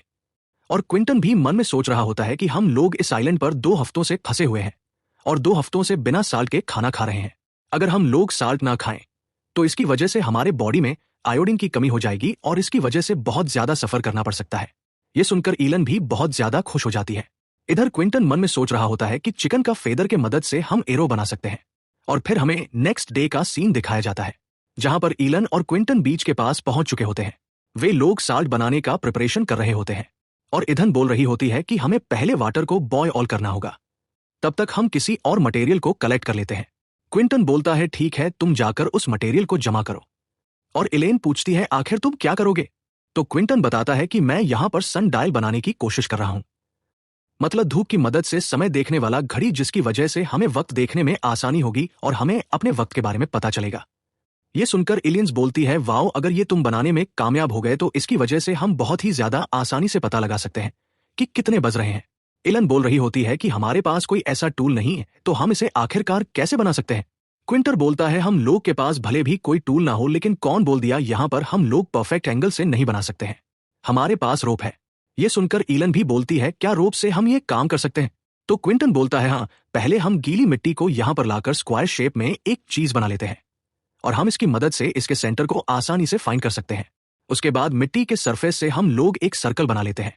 वो बताता है कि हमारे पास जनरली 3 पोजीशन में सन होता है, पहला हॉरिजॉन्टल, दूसरा वर्चुअल और दूसरा इक्वेटर। इधर रॉक की मदद से बहुत ही बेहतरीन तरीके से एंगल बना लिया होता है और हमें तीनों सन डायल भी दिखाया जाता है, जहां पर हॉरिजॉन्टल, इक्वेटर और वर्टिकल होता है। और फिर सन डायल को बनाने के बाद क्विंटन समुद्र के पानी को लेकर बोलता है, चलो अब हमें इसे ड्राई करना होगा। जितने बार इसको ड्राई करेंगे हमें 200 ग्राम तक साल्ट मिल सकता है, हमारे हाफ मंथ के लिए काफी होगा। और इधर ईलन भी सन डायल के पास होती है। वो बोल रही होती है, क्विंटन इधर आओ। फिर वो दोनों मिलकर सन डायल को फिक्स करने लगते हैं, मतलब उसके टाइम को एडजस्ट करने लगते हैं। फिर हमें बताया जाता है कि क्विंटन ने जिस साल्ट को रिफाइन किया है वो अभी खाने लायक नहीं है। वो नॉर्मल साल्ट की तरह नहीं है, क्योंकि उसके अंदर बहुत सारे आलतू फालतू के मटेरियल्स मौजूद हैं, जिसके खाने की वजह से ये लोग मर भी सकते हैं। इसलिए क्विंटन और इलेनी वो दोनों कैंप के पास आकर पहले उस साल्ट को साफ किया, उसके बाद फिर से बॉईल किया और साल्ट बनाने के लिए सबसे कठिन स्टेप फिर उसे प्यूरिफाई भी किया। और आखिरकार वह दोनों ने मिलकर थोड़ी मेहनत करने के बाद वे लोग साल्ट बनाने में कामयाब हो जाते हैं। फिर हमें शाम का सीन दिखाया जाता है, जहां पर ईलन उस चिकन सूप को खाती है जिसमें साल्ट मिला हुआ होता है और वो उस चीज को खाकर बहुत ही ज्यादा खुश रहती है। और क्विंटन उसे देखते हुए बोलता है, किसी भी खाने को टेस्टी बनाने के लिए सबसे ज्यादा इंपॉर्टेंट मटेरियल साल्ट होता है और हम लोगों ने इसमें साल्ट मिला दिया है, तो इसलिए खाना बहुत ज्यादा टेस्टी हो गया है। फिर भी यह बहुत ज्यादा ओवर रिएक्ट कर रही है। और इधर हम ईलन को देखते हैं, जो उस खाने को खाकर बहुत ज्यादा मदहोश हो चुकी होती है। और ईलन क्विंटन से पूछती है, आखिरकार हम लोग इस आइलैंड पर कितने दिन से रुके हुए हैं? जहां पर क्विंटन बताता है कि हम लोग ऑलमोस्ट यहां पर 20 दिन से हैं। इस पर एलियन बोलती है, क्विंटन, तुमने एक बार बोला था हम लोग किसी तरह एक बोट बनाएंगे। आखिरकार तुम उस बात को भूले तो नहीं हो ना? आखिरकार हम लोग किस टाइप का बोट बनाने वाले हैं? यहां पर क्विंटन बताता है कि अगर हम लोग कम से कम इसी को क्रॉस करना है तो कम से कम हम लोगों को एक फिश बोट बनानी होगी।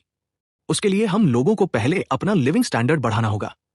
और क्विंटन अपने मन में सोच रहा होता है कि इस तरह का फिशिंग बोट बनाने के लिए हमें कम से कम 1 साल लग सकता है और उसके लिए हमें अच्छे से रहना होगा और अपने लिविंग स्टैंडर्ड को भी बढ़ाना होगा ताकि हम लोग हेल्दी रह सके। और एलेन भी कहती है, पहले हम लोगों को अपने टेंट को इंप्रूव करना चाहिए, जैसे कि तंबू या किसी तरह का वुडन हाउस बनाना चाहिए, ताकि किसी भी तरह का एनिमल अटैक फिर से हो तो हमें अपने टेंट को छोड़कर भागना ना पड़े। यहां पर क्विंटन बोलता है, हाँ, तुम सही बोल रही हो, हम लोगों को इस जगह को बदलना होगा। वो सोच रहा होता है कि एलेन सही बोल रही है। पिछली बार इन जानवरों के हमले और बारिश की वजह से ये पूरा टेंट बर्बाद हो गया था। अगर इसी तरह रहा तो हम लोगों को काफी दिक्कत हो सकती है। हम लोगों को इस जगह को बदलना पड़ेगा। ये सुनकर इली बोलती है, हम लोगों को यहां से जाना होगा। आखिर क्यों? क्विंटन बताता है कि यह जगह चारों तरफ से पेड़ों से घिरा हुआ है। यहां पर किसी भी वक्त किसी भी जानवर का हमला हो सकता है। यह हम लोग के लिए बहुत ज्यादा बड़ा डिसएडवांटेज है। हम लोग इस जगह पर रुके थे क्योंकि हम लोगों के पास खाने और समय की दिक्कत थी, लेकिन अभी हम लोग के पास खाने और समय की किसी भी तरह की दिक्कत नहीं है। हम लोग आसानी के साथ दूसरे जगह पर मूव कर सकते हैं। फिर हमें 4 दिन के बाद का सीन दिखाया जाता है, जहां पर क्विंटन बहुत ही ज्यादा थके हालात में होता है। वह सोच रहा होता है कि ऑलरेडी यहां पर 4 दिन से एक नई जगह की तलाश कर रहा हूं, लेकिन एक नई जगह की तलाश करना बहुत ही ज्यादा मुश्किल है। अभी तक मुझे उस तरह की कोई भी जगह नहीं मिली। और वो उस जगह को देखते हुए बोलता है, यह जगह तो और भी ज्यादा घना है। ऐसा लग रहा है कि मैं जंगल के और भी ज्यादा अंदर घुसते जा रहा हूं। और फिर वो एक केव यानी गुफा के पास जाता है और उसे देखते हुए बोलता है कि जरूर इसके अंदर कोई जानवर रहता होगा। चलो, मुझे यहां पर इस चीज को ढूंढ लेना चाहिए। आखिरकार इस गुफा के अंदर किस तरह का जानवर रह रहा है? मैं गुफा के अंदर तो कुछ नहीं देख पा रहा हूं। मुझे चलो गुफा के अंदर तीर मारकर देखना चाहिए। आखिरकार इसके अंदर कौन सा एनिमल रहता होगा? यहां पर क्विंटन उस एरो को छोड़ता है और उसे अंदर से किसी भी तरह की आवाज नहीं आती है। इसे देखकर क्विंटन भी सोचता है कि यहां पर किसी भी तरह की आवाज नहीं आई। शायद से ये केव खाली हो। लेकिन हैरान कर देने वाली बात यह है कि इस तरह के जंगल में ऐसा केव कैसे खाली हो सकता है? और फिर क्विंटन उस गुफा के अंदर घुसने लगता है। जब वो घुसता है तो उसे कुछ दिखता है। वो बोलता है, आखिरकार ये स्केलेटन किसका हो सकता है? ये स्केलेटन उन जानवरों का होगा जो इस केव के अंदर रहते थे। उसी ने मारा होगा इन लोगों को। तभी क्विंटन के ऊपर किसी तरह का हमला होता है और इसी चीज का एहसास करते हुए क्विंटन अपने चीता मोड स्किल को जल्दी से एक्टिवेट करते हुए उस अटैक को डॉज कर लेता है। वहां पर हम एक जंगली पंडा को देखते हैं जो असल में क्विंटन के ऊपर हमला किया हुआ होता है और क्विंटन भी उस पंडा को देखते हुए हैरान होता है और बोलता है आखिरकार यहाँ पर एक पंडा कैसे हो सकता है, लेकिन ये पंडा नॉर्मल पंडा नहीं है, ये थोड़ा सा स्ट्रेंज टाइप का लग रहा है। और क्विंटन वहां से जल्दी से भागते हुए बोलता है मुझे यहाँ पर डरने की कोई जरूरत नहीं है, बल्कि मैं इसका थोड़ा सामना तो कर ही सकता हूं। और क्विंटन जिस बंबू में अपना एरो रखा हुआ होता है वो उसे पंडा के ऊपर थ्रो करता है और बोलता है तुम ये खाओ। असल में क्विंटन सोच रहा होता है कि पंडा जो है बंबू को ज्यादा पसंद करता है, लेकिन हम देखते हैं कि वह पंडा बहुत ही ज्यादा जंगली टाइप का होता है। वो उस बंबू को लेते हुए तुरंत चकनाचूर कर देता है, जिसे देखकर क्विंटन घबरा जाता है और बोलता है आखिर यह क्या है। फिर क्विंटन उसे अच्छे से देखता है तो थोड़ा सा हैरान होते हुए बोलता है पंडा का चेहरा तो पूरी तरह से व्हाइट होता है, जहां तक बात रही बियर की उसका चेहरा पूरी तरह से ब्लैक होता है। शायद से ये एक ऐसा जानवर है जो हाफ ब्लडेड बियर हो सकता है। मैं शायद से इसके साथ फेस टू फेस फाइट नहीं कर सकता हूं, इसके साथ डिस्टेंस बनाए रखना होगा। और क्विंटन उससे बचते हुए वहां से भाग रहा होता है और क्विंटन उससे थोड़ा दूर चले जाता है। इधर हम पंडा को देखते हैं जो क्विंटन को ढूंढ रहा होता है। क्विंटन सोच रहा होता है हालांकि मैं इस पंडा से थोड़ा ही दूर आ चुका हूं, लेकिन ये मुझे स्मेल करके जल्दी से ढूंढ सकता है। और हम क्विंटन को देखते हैं जो एक पेड़ की टहनी पर बैठा हुआ होता है और अपने बो और एरो को रेडी कर रहा होता है और सोच रहा था मुझे विश्वास ही नहीं हो रहा है कि मैं एक बियर को मारने वाला हूं, और अपने एरो को उस पंडा के ऊपर शूट कर देता है। लेकिन हैरान कर देने वाली बात यह होती है कि वो तीर पंडा पर थोड़ा भी असर नहीं करता है, जिसे देखकर क्विंटन भी हैरान होते हुए बोलता है आखिर ये क्या है, इसकी स्किन तो बहुत ज्यादा मोटी है, इसकी स्किन में मेरा ये वुडन एरो तो थोड़ा सा भी असर नहीं कर पा रहा है। और फिर क्विंटन ये देखकर जान जाता है कि मैं इस बियर को नहीं मार पाऊंगा। वो अपनी स्किल मोड स्ट्रेंथ और स्टैमिना दोनों को एक साथ एक्टिवेट करते हुए पंडा से बच के भागने लगता है। वो भागते भागते फिर से एक एरो उस पंडा के ऊपर शूट करता है और बोलता है चलो इस स्टोन एरो को मैं शूट करके देखता हूं, शायद से ये एरो पंडा की स्किन को चीरने में काबिल हो सके। और जैसे ही वो स्टोन एरो उसे शूट करता है वो एरो सीधा जाकर पंडा में धंस जाता है, जिसे देखकर क्विंटन बोलता है यह काम कर रहा है। फिर वो खुश हो ही रहा होता है, लेकिन वो पंडा इसकी वजह से बहुत ज्यादा गुस्सा हो जाता है, जिसे देखकर क्विंटन भी घबराते हुए बोलता है आखिरकार इसके साथ क्या गलत हुआ है, इसकी बॉडी क्या लोहे की बनी हुई है, मेरा तो स्टोन एरो बेचारा सा भी काम नहीं आया। इसकी वजह से पंडा क्विंटन के ऊपर जोर से हमला करने लगता है और क्विंटन अपने फास्ट स्पीड की मदद से उसके हमले को डॉज कर रहा होता है। वो सोच रहा होता है कि अगर मैं गलती से इस पंडा के हिट में आ गया तो यहीं पर मेरे 2 टुकड़े हो जाएंगे। और सही में वो पंडा का हाथ बहुत पावरफुल होता है। वो बोलता है मेरा स्किल भी जल्दी से खत्म होने वाला है, अच्छा होगा कि मैं यहां से जल्दी भाग जाऊं और फिर कैंप में जाकर इसके बारे में सही से सोचूं, आखिरकार मुझे यहां पर क्या करना चाहिए। फिर हमें शाम का सीन दिखाया जाता है जहां पर ईलन सारे हादसों को सुनते हुए बोलती है क्या तुम पंडा के बारे में बात कर रहे हो, क्या यह नेशनल ट्रेजर नहीं है। मैं बता दूं चाइना के अंदर ये पंडा जो होते हैं वो नेशनल ट्रेजर की तरह होते हैं। इलेन बोलती है तुम बोल रहे हो कि वो पंडा के अंदर तीर से भी नुकसान नहीं हो रहा है, हमें उसके साथ नहीं भिड़ना चाहिए, ये हमारे लिए बहुत ज्यादा हार्मफुल हो सकता है। यहां पर क्विंटन बोलता है कि वो थोड़ा सा डिफरेंट है और तुम्हें फिक्र करने की कोई जरूरत नहीं है। मुझे ऐसा लगता है कि मैं उसके साथ फाइट नहीं कर सकता हूं, तो मैं वहां से जल्दी से भाग जाऊंगा बिना फाइट किए हुए। इलेन पूछती है आखिरकार तुम उसके साथ डील करने की सोच रहे हो क्या। क्विंटन बोलता है हाँ, हमें यहां पर आयरन बनाना होगा जिसकी वजह से हमारे एरो की अटैकिंग पावर बढ़ जाएगी, शायद से मैं इसके द्वारा उस बियर के साथ डील कर सकता हूं और मैं उस एरो को रस्सी में बांध दूंगा ताकि वो एरो शूट होने के बाद वेस्ट ना हो। फिर हमें बताया जाता है कि आयरन को मेल्ट करने के लिए कम से कम 1500 डिग्री टेम्परेचर की जरूरत है, लेकिन लकड़ी से सिर्फ अधिकतर 700 डिग्री तक ही पाया जा सकता है। इसकी वजह से आयरन को कभी भी हम लकड़ी के मदद से नहीं पिघला सकते हैं, इसलिए क्विंटन एक भट्टी बनाने लग गया था ताकि उसकी वजह से आग के टेम्परेचर को बढ़ा सके। और इधर हम इलन को देखते हैं जो एरो को शेप देने लगती है। एक दिन की मेहनत के बाद वो लोग आखिरकार इस काम को कर ही लिए होते हैं, जहां पर हम एलियन को देखते हैं जो हंसते हुए बोल रही होती है क्विंटन अगर तुम इसी तरह मेहनत करते रहे तो इसकी वजह से तुम्हारा कपड़ा खराब हो जाएगा और तुम नेकेड हो जाओगे। इसे सुनकर क्विंटन भी हंसते हुए बोलता है मुझे इससे ज्यादा भी दिक्कत नहीं है, अगर इससे दिक्कत होगी तो तुम्हें ही होगी। इसे सुनकर ईलन भी थोड़ा सा गुस्सा हो जाती है और थोड़ी एम्बैरेस भी हो जाती है। वो बोलती है तुम कमीने हो। और फिर हम देखते हैं कि ईलन और क्विंटन मिलकर आयरन को पिघला रहे होते हैं। हालांकि मुझे नहीं मालूम कि ये राइटर ने यहां पर आयरन कैसे दे दिया। खैर छोड़ो, ईलन पूछ रही होती है आखिरकार हमें कितनी देर तक ये करना होगा। क्विंटन बोलता है कम से कम आधे घंटे तक। ईलन बोल रही होती है कि मैं इसे और होल्ड नहीं कर सकती हूं।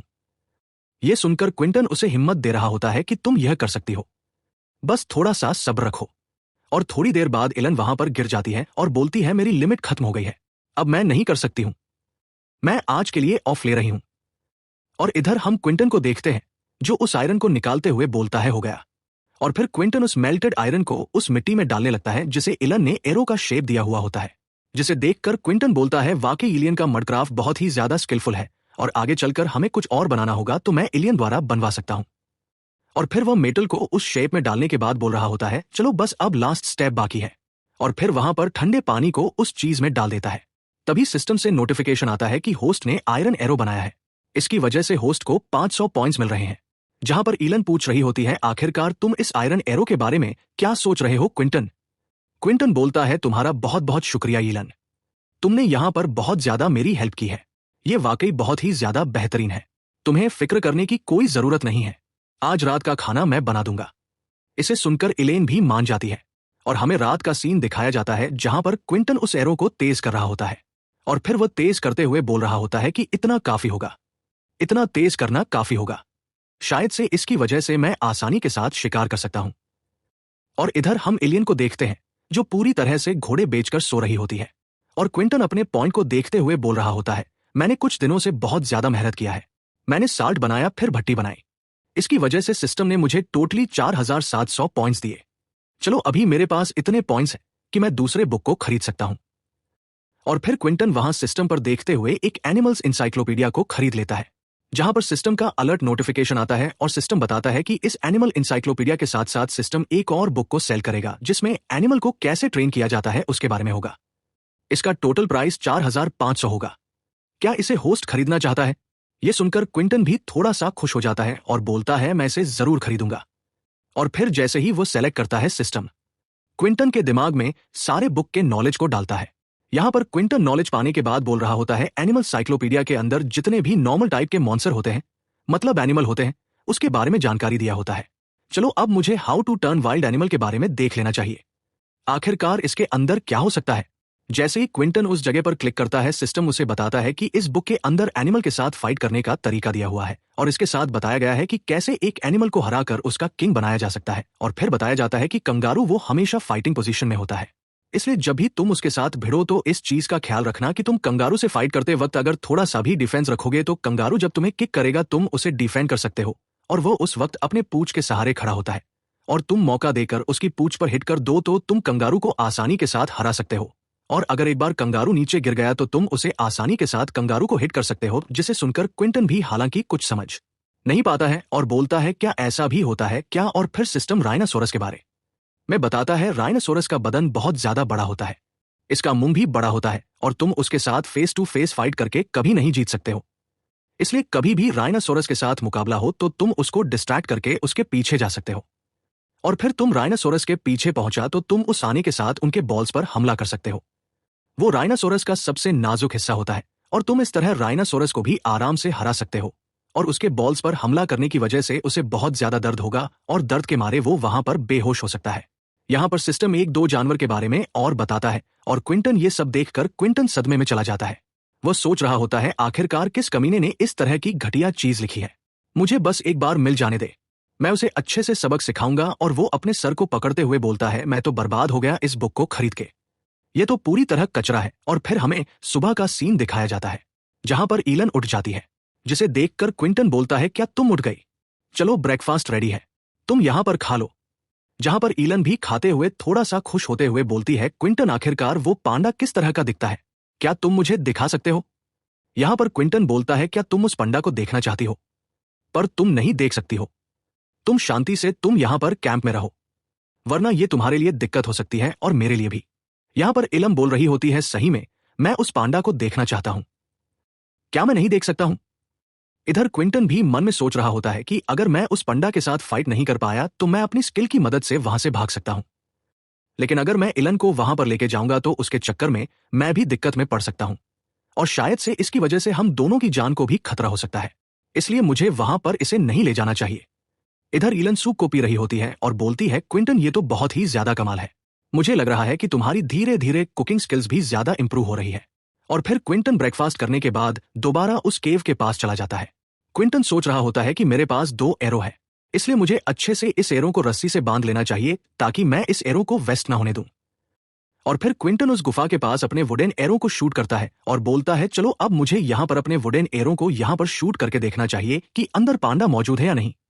और जैसे ही वो एरो को शूट करता है, क्विंटन देखते हुए बोलता है शायद से पंडा अपने केव के अंदर मौजूद नहीं है, शायद से वो अपने खाने की तलाश में गया होगा। और वो सोचता है चलो अब मुझे यहाँ पर देख लेना चाहिए यहाँ पर आसपास कोई इंसाइक्लोपीडिया के बारे में नॉलेज है या नहीं। लेकिन तभी वो किसी चीज को देखकर हैरान हो जाता है, क्योंकि जिस पेड़ के ऊपर वो बैठा होता है उसके नीचे वो पांडा होता है और वो पिछली रात को इंसाइक्लोपीडिया किताब को खरीदा होता है। इसकी वजह से उस पंडा के बारे में सारा इन्फॉर्मेशन मिल जाता है। यहाँ पर सिस्टम बताता है कि ये एंशिएंट पांडा है जो करीब 8 मिलियन साल पहले देखा गया था, जो ह्यूमिड फॉरेस्ट के एरिया के अंदर रहता है। और ये भी बोल सकते हो कि ये जो पांडा है ये उन सभी पांडा का एंसेस्टर है। ये देखकर क्विंटन बोलता है कि यहाँ पर इसके बारे में कुछ इन्फॉर्मेशन है, लेकिन ये पांडा माइनकेनन से बिलोंग करता है और ये धीरे धीरे एक्सटेंट होना शुरू हो गए हैं। वे लोग पहले कारण नहीं भरोसे, लेकिन समय के प्रभाव की वजह से धीरे धीरे अपने आप को चेंज करते हुए वे लोग बम्बू को खाने लगे। वे लोग एक वेजिटेरियन पांडा बन गए। इसका मतलब यह है कि तुम इस पांडा को आराम से पालतू बना सकते हो। बस इसके खाने को बदलकर तुम इस पांडा को 2 मंथ के अंदर अपना पालतू बना सकते हो, बिना किसी मिसफॉर्च्यून के। यहां पर क्विंटन ये सब इन्फॉर्मेशन देखने के बाद सोच रहा होता है कि ये सब इन्फॉर्मेशन मेरी इंसाइक्लोपीडिया के मत से आ रहा है, लेकिन इसके अलावा मेरे पास कोई चारा मौजूद नहीं है। यह बहुत ज्यादा अमेजिंग होगा कि मैं एक एंशिएंट पार्टनर को टैम करने के काबिल रहूंगा, यानी पालतू बना लूंगा। लेकिन मुझे पहले इस पंडा के मूवमेंट को रोकना होगा और इसे मूव करने के लिए रोकना होगा। और वो ये सोचते हुए बोलता है मुझे इसे फिजिकली डिसेबल करना होगा, यानी घायल करना होगा। और फिर वह अपने आयरन एरो को उसके ऊपर शूट कर देता है और क्विंटन बोलता है कि मेरे पास यही एक उपाय है, बस ये घायल करने का उपाय कामयाब हो जाए। और क्विंटन उसके ऊपर एरो को शूट कर लेता है और इस आयरन एरो के असर उस पंडा के ऊपर होता है, जिसकी वजह से वो पंडा जोर से चीख मारता है और क्विंटन जल्दी से उस एरो को अपनी तरफ खींच लेता है और खींचते हुए बोलता है कि बहुत अच्छा, इस एरो ने अपना काम कर दिया है, मैंने इसे हिट करने के बाद दोबारा अपनी तरफ खींच लिया है। यहाँ पर पंडा बहुत ज्यादा गुस्सा होता है और क्विंटन बोल रहा होता है अरे नहीं, शायद से मिस पंडा को बहुत ज्यादा ऑफेंड कर दिया है। और फिर वो जल्दी से अपने चीता मोड स्कूल का यूज करते हुए वो जल्दी से वहां से थोड़ा सा डिस्टेंस बनाने लगता है और वह बोल रहा होता है कि पहले मेरी जिंदगी है, इसलिए मुझे थोड़ा सा डिस्टेंस मेंटेन करना होगा।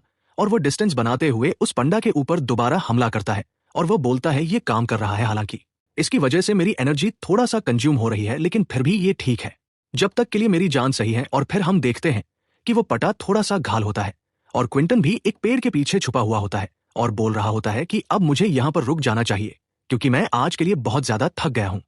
और हम उस पांडा को देखते हैं जो थका हुआ होता है। क्विंटन भी सोच रहा होता है कि मुझे इसी तरह कुछ दिन आकर इसको तंग करना होगा, शायद से मैं एक दिन उसको टैम करने के काबिल हो जाऊं। मुझे यहां पर कोई भी हड़बड़ी नहीं करनी चाहिए, मुझे वक्त लेकर यह काम करना चाहिए।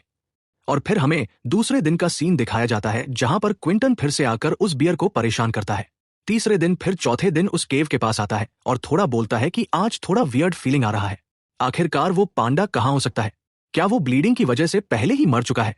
क्विंटन ये सोच रहा होता है कि लेकिन हम क्विंटन के पीछे उसी बियर को देखते हैं, यानी उस पंडा को देखते हैं जो बहुत ही ज्यादा डेंजरस लुक में क्विंटन को देख रहा होता है। लेकिन तभी वो पंडा उसके ऊपर हमला कर देता है। हालांकि क्विंटन अपनी चीता मोड स्किल की वजह से उस अटैक से बाल बाल बच जाता है, जहां पर क्विंटन बचते हुए बोलता है कि मैं तो बस बाल बाल अपनी जान को बचा पाया, अगर मैं यहां पर थोड़ा भी लेट कर देता तो मैं यहां आज खत्म था। फिर वो अपने एरो को जल्दी से रेडी करते हुए बोलता है तुम इसे खाओ।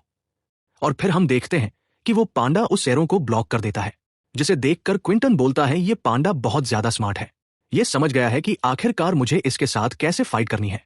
मैं यहां पर अपने आयरन एयर का यूज कर चुका हूं, इसलिए मुझे यहां पर भागना होगा। और फिर क्विंटन जल्दी से वहां अपने स्किल की मदद से भाग देता है। इधर हम जंक में देखते हैं जहां पर बारिश हो रही होती है और क्विंटन अपने हाथ में एक एरो को लेते हुए बोल रहा होता है कि मेरे पास अब एक ही एरो बचा हुआ है, मुझे इसे संभाल कर यूज करना होगा, क्योंकि इसके बाद मुझे फिर दिक्कत हो सकती है। पर तभी उसकी नजर एक मेंढक के ऊपर जाते हैं। यहाँ पर इंसाइक्लोपीडिया उसे बताता है कि ये फ्रॉग का नाम ब्लू पॉइजनस फ्रॉग है और इस फ्रॉग का कलर नेवी ब्लू होता है और इसके स्किन पर पॉइजन होते हैं और ये अपने पॉइजन की मदद से अपने आप को डिफेंड करता है। और उसके बारे में जितने भी जानकारी होते हैं, सिस्टम उसकी जानकारी इसे क्विंटन को दे रहा होता है। और क्विंटन उसे देखते हुए थोड़ा स्माइल करते हुए बोलता है शायद से मुझे सॉल्यूशन मिल गया है। और फिर हम क्विंटन को देखते हैं जो उस फ्रॉग को मार देता है और वह बताता है कि जैसा कि मेरे इंसाइक्लोपीडिया में बताया था, इस फ्रॉग के जहर से मैं बड़े बड़े जानवर को आराम से मार सकता हूं। और फिर वह बारिश की तरफ देखते हुए बोलता है कि बारिश धीरे धीरे तेज हो रही है, मुझे जल्दी से जल्दी कैंप में जाना होगा, नहीं तो एडन मेरे लिए बहुत ही ज्यादा चिंता करेगी और फिर वो कैंप में चला जाता है। और इधर हम एलेन को देखते हैं जो बहुत ही उदास बैठी होती है और वो क्विंटन को देखकर जल्दी से उसके साथ लिपट जाती है, जिसे सुनकर क्विंटन भी सोचता है इलीन अभी तक लास्ट बार जो मॉन्स्टर का हमला हुआ था उस सदमे से बाहर नहीं निकली है। और वो एलेन का सर सहलाते हुए बोलता है, तुम्हें यहाँ पर डरने की कोई जरूरत नहीं है, तुम्हें मेरी फेक करने की कोई जरूरत नहीं है, मैं ठीक रहूंगा। और इधर इलन उसकी बातें सुनकर एक क्यूट फिश बनाते हुए बोलती है, आखिरकार यहाँ पर कौन डर गया है, मैं तो बस तुम्हारी फिक्र कर रही थी। और फिर क्विंटन उस फ्रॉग को दिखाता है और बताता है कि ये फ्रॉग जहरीला है और इन लोगों के प्रजाति में जो जितना ब्लू रंग का होता है वो उतना ही ज्यादा जहरीला होता है।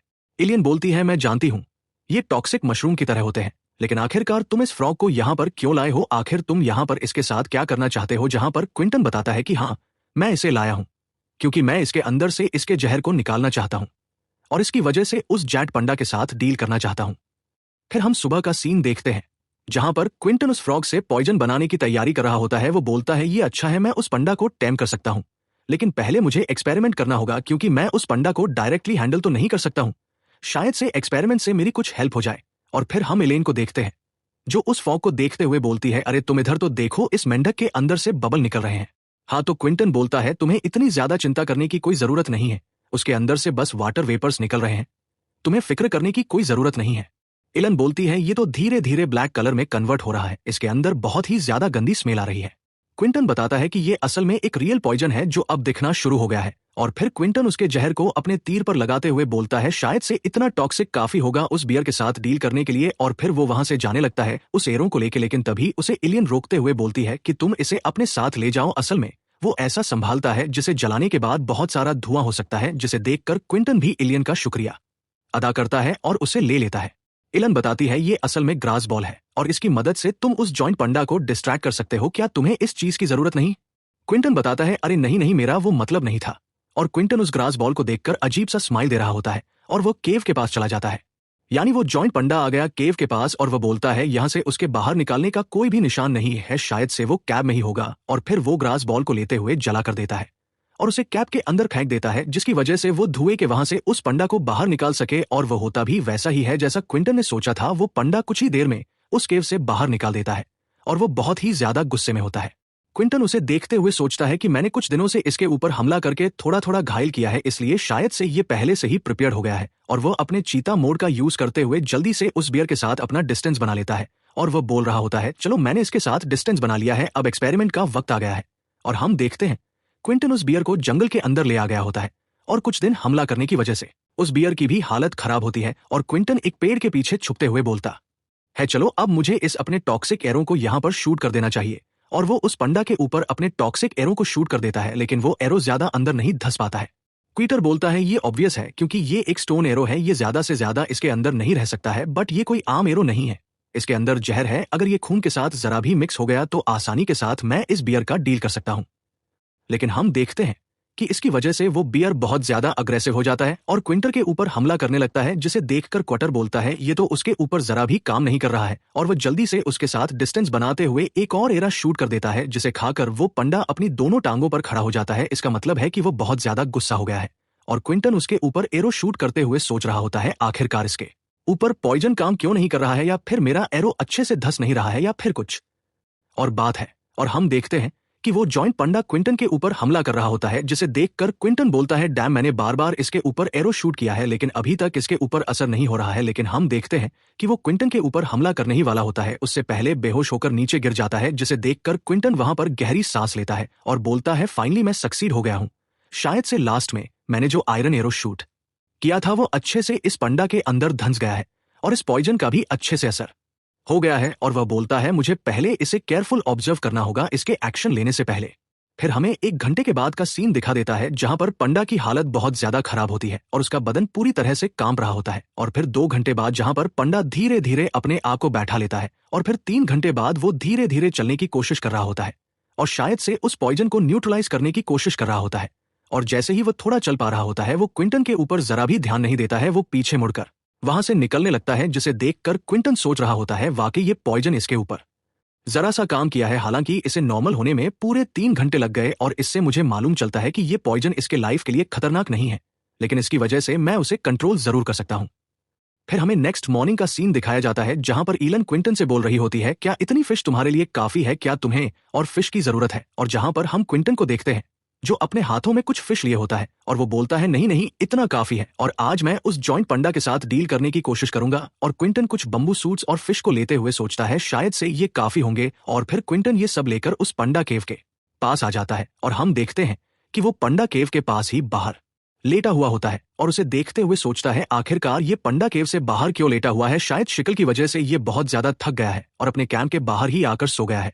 और उस पंडा की हरकत को देखते हुए क्विंटन सोच रहा था शायद से पांडा बेवकूफ इसलिए नहीं है क्योंकि वो इवोल्यूशन के कारण हो गए हैं, बल्कि इसलिए है क्योंकि उनके जेनेटिक्स में ये हरकत थी और शायद से ये पांडा शुरू से ही ऐसे होंगे। और क्विंटन फिर उस बंबू को उस फिश के अंदर डाल देता है और उस जॉइंट पांडा के ऊपर फिश को फेंक देता है और बोलता है पांडा जल्दी से उठ और इसे खा ले। और पांडा भी क्विंटन को थोड़ा सा देखकर गुस्सा करने लगता है और क्विंटन उसे देखते हुए बोलता है हालांकि ये पॉइजन के साथ इन्फेक्टेड है लेकिन फिर भी वो मुझे देख के गुस्सा कर रहा है। लेकिन वो पांडा बहुत ज्यादा घायल होता है, इसकी वजह से वो शायद कुछ दिनों से भूखा होता है और जैसे ही उसकी नजर मछली पर पड़ती है उसके मुंह से लाल टपकने लगता है और उसके ऊपर झपट पड़ता है और उसे जल्दी जल्दी खाने लगता है। और क्विंटन उसे खाते हुए देखकर स्माइल करते हुए बोलता है हालांकि ये पांडा बहुत ही पावरफुल है लेकिन साथ में बहुत ही भोला भला है, अगर मैं किसी भी तरह इसे टेम कर लूं तो मैं इस जंगली फॉरेस्ट में आसानी के साथ सर्वाइव कर सकता हूं।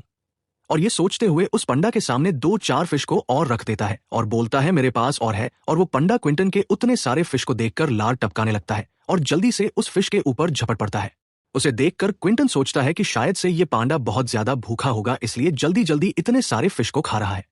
क्विंटन उस पांडा के हरकत को देखते हुए मन में सोच रहा होता है कि आखिरकार मुझे यहाँ पर क्या नाम देना चाहिए और वो अपने मन में कुछ नाम सोच रहा होता है जैसे कि नटवान, नन यान या फिर हुन हुवान। आखिरकार मुझे ऐसा क्या नाम देना चाहिए इसे। और सही में क्विंटन का फेस बहुत ज्यादा सीरियस होता है, वो बोल रहा होता है कि नाम देना सच में बहुत ही मुश्किल है, हालांकि अभी मुझे इतना सोचना नहीं चाहिए, भले मैं इसकी हरकतों को देखूंगा और उसके हिसाब से मैं इसका नाम रखूंगा। वो पांडा उतने सारे मछली को खाकर आराम से लेट जाता है और इसे देखकर ईलन भी परेशान होते हुए बोलती है कि सच में ये बहुत ही लापरवाह है, ये तो मछली खाने के बाद भूल गया कि ये पॉइजन के साथ इन्फेक्टेड है।